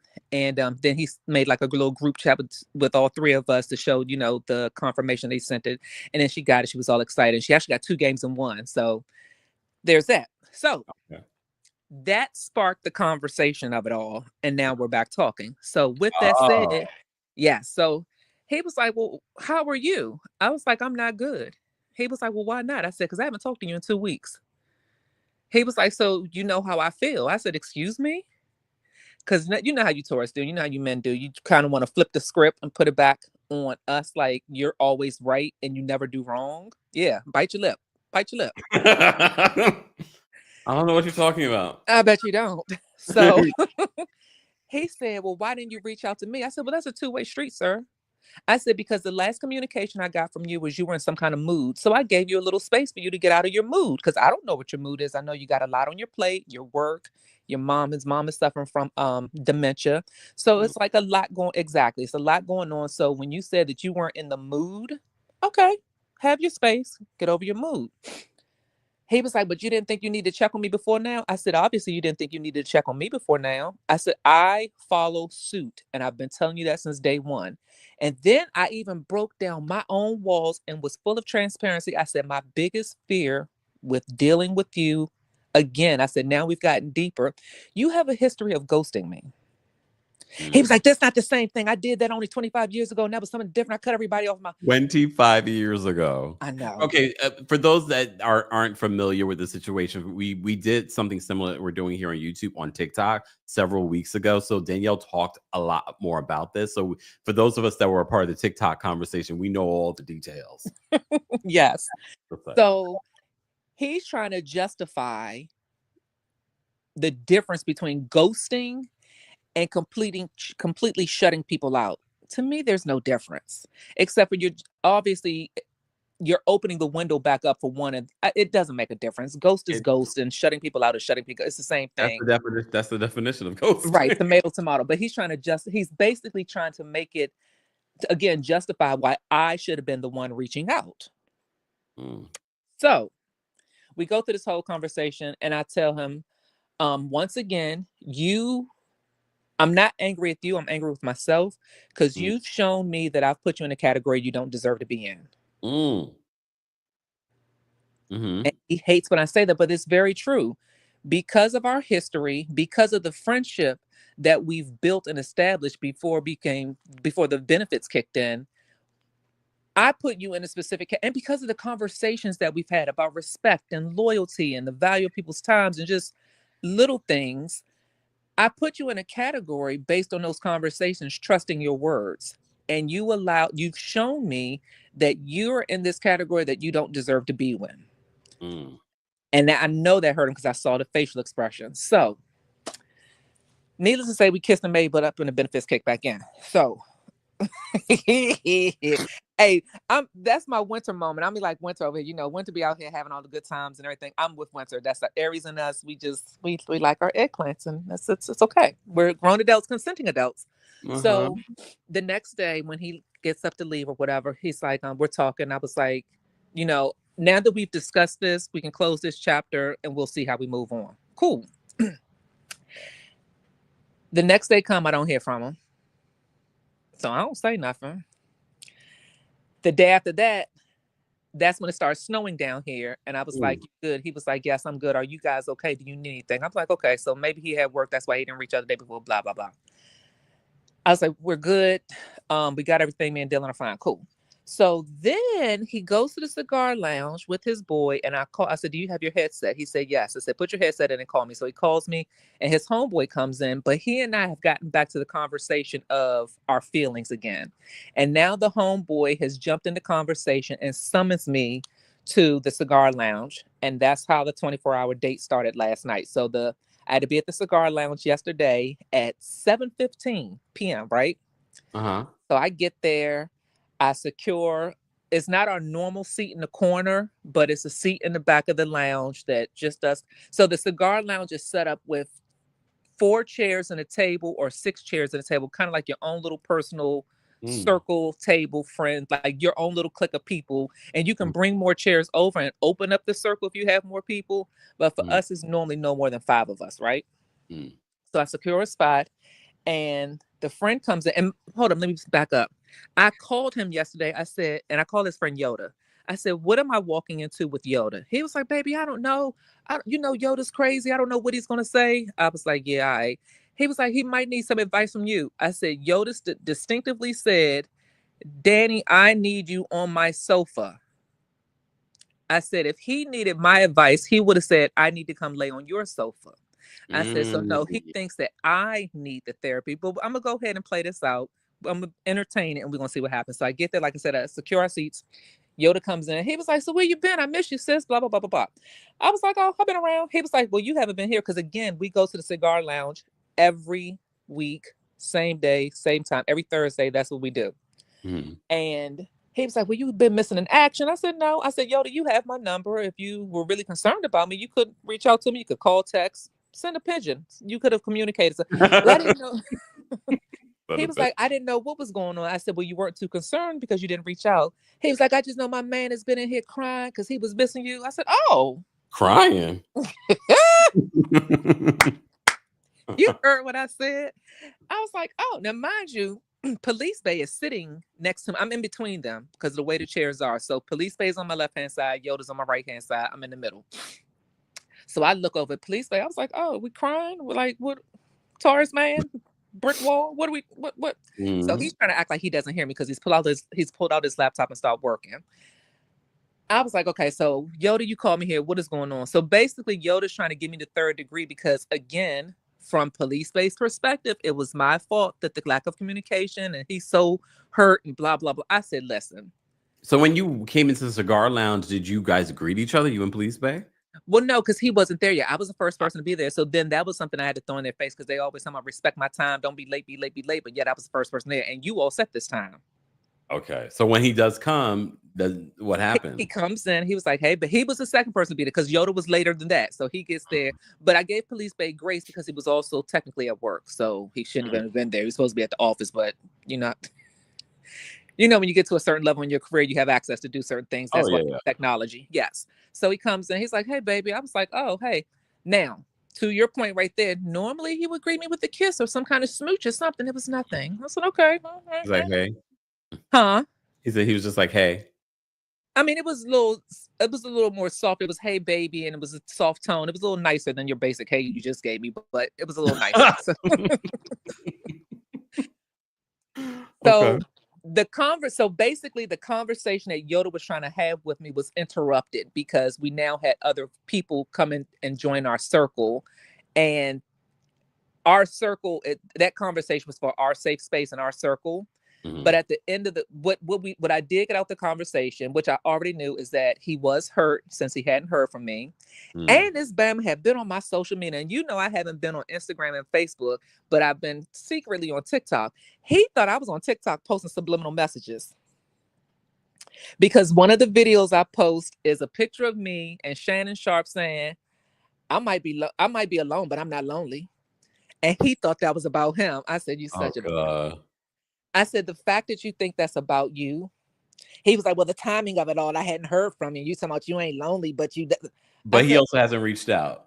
But you haven't reached out. So needless, like I said, the conversation didn't end. And Yoda said last night before we left the cigar lounge that we were going to continue the conversation. But because, again, other people that we didn't know were part of our circle chairs now in the space, we weren't open to having our personal business with these people. We really, like, we know them from the cigar lounge, but we're not going to talk about our personal stuff. But he let me know that it's not over. Okay, cool. So then it's about 2:30 in the morning. We leave in the cigar lounge, and in true Taurus controlling fashion, I always have to follow him home to my house. Meaning, why do I know how to get home? I don't need to follow you to my house. I know where I live. But he wants to control, so I have to follow him. And then his Bama speeds off. He's like doing 90 down 495 in this big old truck of his. Whatever. I get to my house and I don't see him. So I was like, all right, I'm gonna go ahead and park my truck and go in the house. As soon as I put my truck in reverse and back into my spot, he's texting me, where are you? I was like, well, I'm home. Where are you? He pulls up, drunk as a skunk. I didn't realize he was that drunk while we were at the cigar lounge. Cool, whatever. He gets in my, so I pick him up. So basically, and I don't know if you paid attention to this, because of the reserved spots in my house, he parks on the street because I don't have an extra parking pass for him to park and not get towed. Cool. So I always pick him up on the street and bring him around to my house. So he gets in and he gives me a Valentine's Day card. Cute. I wasn't expecting it because he's a bullheaded Taurus man. I was so not expecting this, but it's a Valentine's Day card. Here's the tickle part about it. I waited till he fell asleep because, of course, he comes in the house and falls right to sleep. The card was to his daughter. He was so drunk that he didn't realize he filled out the wrong card. So the envelope has my name on it. The card says, wait a minute, I have it right here. Wait a second, let me reach. Give me 1 second. Oh my goodness. Oh my goodness. What does his card to his daughter say? Wait, I'm about to tell you. I have it right here. No, I'm thinking about the card that he gave to his daughter. No, mind you, this is happening this morning. So he hadn't gotten to his daughter yet. Oh. He's still with me. Right. But I clean all that up. And he said, so basically it's like, daughter, you have no idea how proud of you I am. So I bust out laughing when I see it because I'm like, he couldn't have gotten this from me. And then I look on the inside, it says, love you, Silver Fox, which is what I call him. That's like my little pet name for him. And I close the card again and I was like, this, and I look at the envelope, I see my name on the envelope. So this morning when he wakes up, I said, babe, we got a problem. He said, what's wrong? I said, you gave me the wrong card. He said, what you mean? No, I didn't. I said, yes, you did. He said, no, I didn't. Like now he's standing 10 toes down that he's right. He gave me the right card. I said, well, unless I'm your daughter now, you gave me the wrong card. I said, it was cute. It was sweet. I wasn't expecting it, but I didn't know you were trying to sun me all of a sudden. Like, what are we doing? Like, I'm not your daughter. But so he was like, oh my goodness. I didn't pay attention when I was signing the cards. I said, well, I'm going to say this, jump up now. Run get cards because now you have to go get her an actual card because you can't give her this because you signed it, love you, Silver Fox, and it has my name on it. Like you can't give this to her. So we talked about that. We laughed about it. But sidebar, what made it funny to me, I remember Big Daddy a few years ago gave me a card that was for lesbians because he didn't read the outside of the card and he only read the inside of the card. And the inside of the card was so cute and so emotional. But when you read the outside, it clearly said it was for lesbians. And I thought that was so funny. So, I kept that card. What is going on, people? Men are just picking up cards and not reading them. Yes, they're not reading them. So, okay, so back to today. So we jump up, shave, shower, get the trucks clean, blah, blah, blah, blah, blah. But we both have two very different events to go to. So it was his daughter's senior night for her game. So she's a senior in high school. She had senior night. Then I had other basketball games I had to go to. And then I had dinner, blah, blah, blah, blah, blah. So we ended up leaving each other probably like around 6. So maybe we're going to say 23 hours of dating. So he just texted me a little while ago. I didn't tell him that I was home. I was like, oh, I'm out in Annapolis. I'm still out dating, dining and whining and dining just so he can feel some type of way. Because if you think that your 2 weeks of not reaching out to me and I'm just going to sit around and wait for me. No, sir. Yeah. I'm outside. Here come the Aries. Well, what was I supposed to do? He needs to know what it feels like, 1, to miss me, and 2, understand that just because I'm alone don't mean I'm lonely. Just because I'm alone does not mean I'm lonely. And he needs to understand that. Mm. And he already hates the fact that he feels like, all these guys out here. Shut up. Just because I'm alone don't mean I'm lonely. So the petty side of me posted another subliminal message last night on TikTok while we were still in the cigar lounge. Another one of those Shannon Sharp messages because I already had them programmed in my phone. So I just went ahead and posted it. And I told him today, I was like, while you out here trying to look at my TikTok, reading subliminal messages, I said my real subliminal messages on Twitter. Not on Twitter. I can't. Yeah. So that's the update. That's my boy. Oh, and then he was so drunk last night. He tells the guy at the front desk of the cigar lounge, stop looking at my girlfriend, Jose. I see you looking at her. I was like, oh my gosh, calm down. He's doing his job. All he's doing is telling me good night. Jose, don't be looking at my girlfriend. I was like, if you don't bring your yellow stuff on here and be quiet.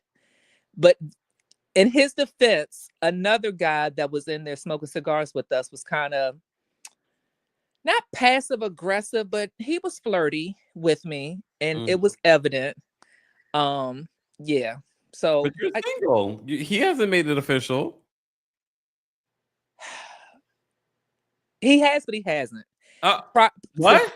He has, but he hasn't. He told me a few months ago that we were in a relationship. I was like, oh, that's what we're doing.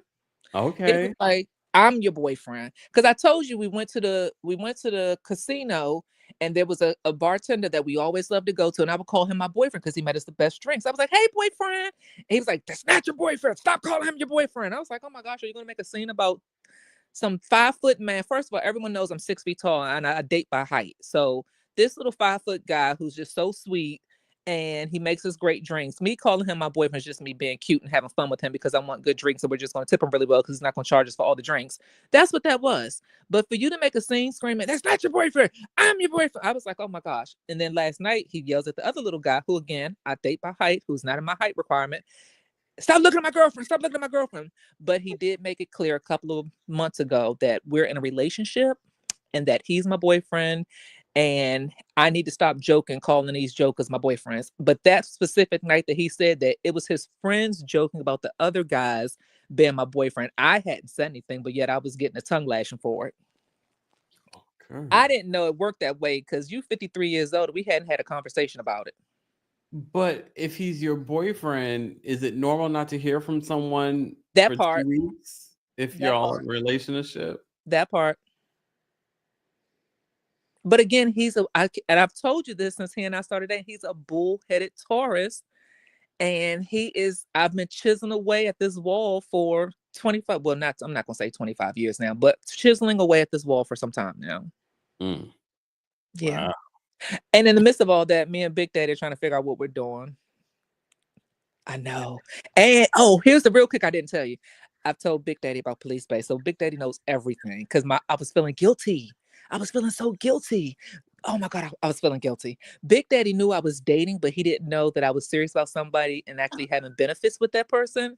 And when he kept asking me, who you having benefits with? Who you having benefits with? I'm like, oh, no one, just my finger. No one, it's just me, myself, and I, no one. And I started feeling guilty. So during the 2-week time period, I broke down and told him everything. He said, reconnected with the other man. yes. But he called me out. He was like, I don't know if you're telling me this because you're angry with him and your feelings are hurt. I said, maybe, but I always knew that I wanted to tell you because of our friendship. And I felt bad lying to you. And he said it. He was like, the fact that you're having benefits with someone else, I could care less about. He said, it's the fact that you lied about it. I said, okay, I'll take that. I'll take that. I will take that. He was like, I thought we were building to rework to get back to something. I was like, were we? I said, because every time I ask you, let's have a conversation about it, you'll push me off. I said, if I tell you on Tuesday, let's meet up, you'll say yes. And then by Friday, you're upset because I've already made other plans. Well, you should have made plans with me on Tuesday when you said yes. I'm not going to sit around and wait for you. I'm outside.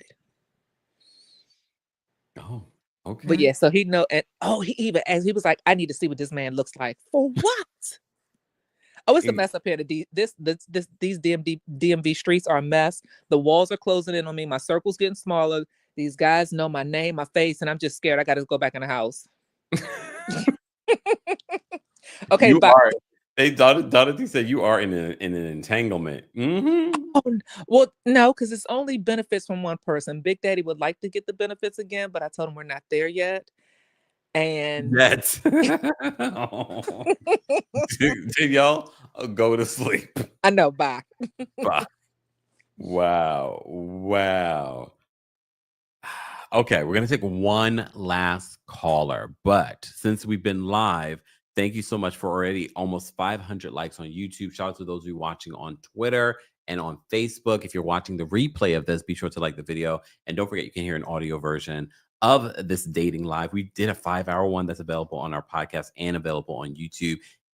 Very much like this, but very different topics. I love it every week. Everyone has a different story. Carla is going to be our last caller. Carla, what's going on?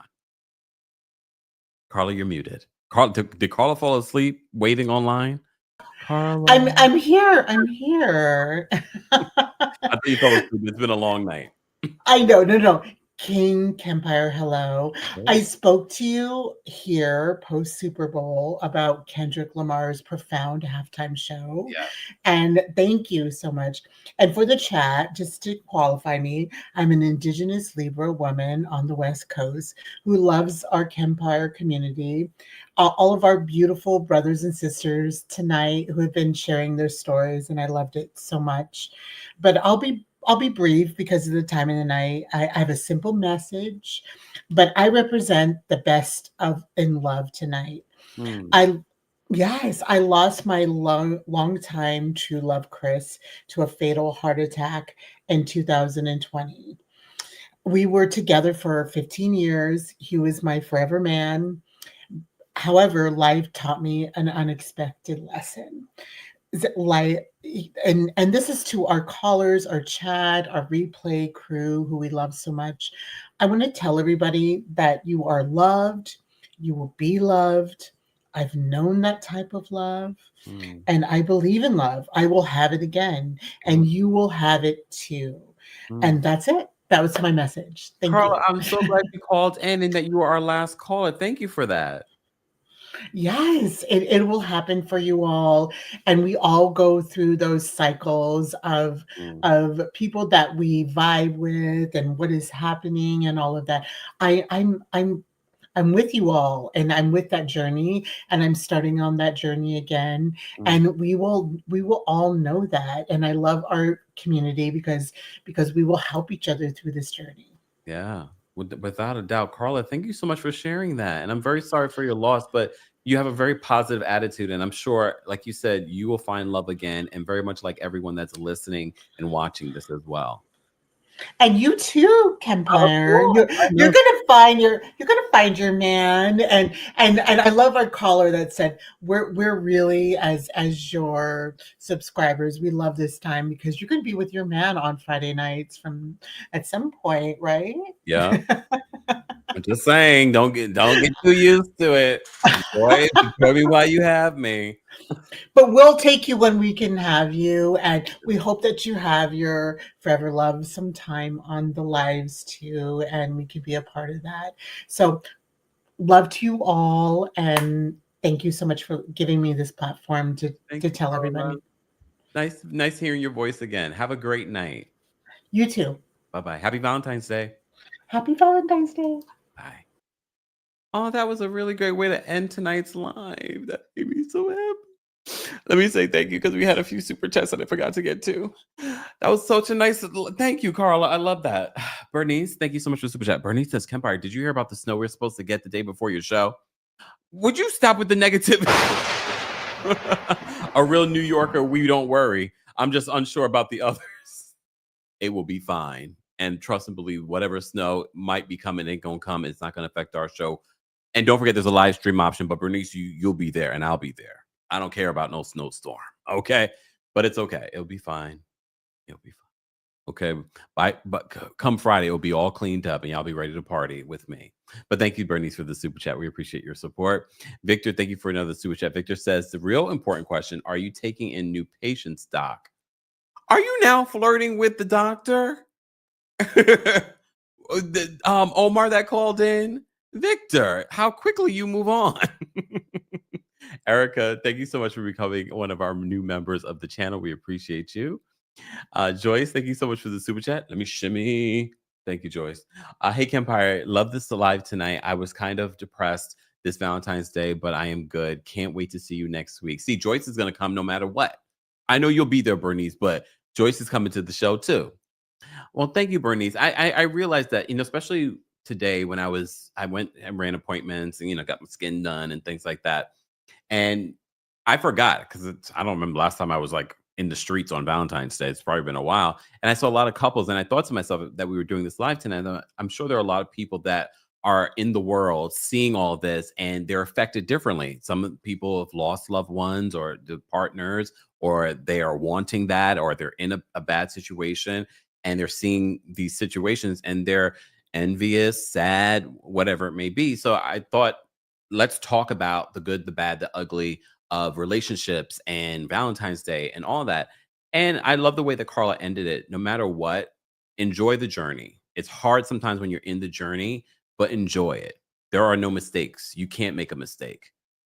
It's all about learning from everything that you're going through. And you've probably learned a lot to this point. And the fact that you're here listening to me or watching me, we're all here together. All of our intentions are pure. We're not hate watching. We're all here to enjoy, have a good time, listen, learn, love, all of that. Let's put on a t-shirt. Listen, learn, love. There we go. Anyways, thank you to our King's Guards for staying up with us. Thank you to everyone that was so vulnerable and transparent and called in. I hope we were all able to help each other. Thank you to our subscribers. Thank you to our channel members. Thank you to everyone that's liked the video. If you're part of the replay crew, be sure to like the video as well and share your thoughts in the live chat. Stay tuned. Remember, next Friday, though, the Kempire After Dark live experience is returning to New York City. So I won't be here that night. I'll be in New York City performing for our New Yorkers. But there is a live stream option. All that information is available in the description, along with Factor Meals discount, our Rose Forever partners as well. All of that's available in the description. Thank you all for being here. Everyone have a fantastic night. I'm going to go take a shower and go to bed. All right. I'll see you guys later. Bye, y'all. Here we go now.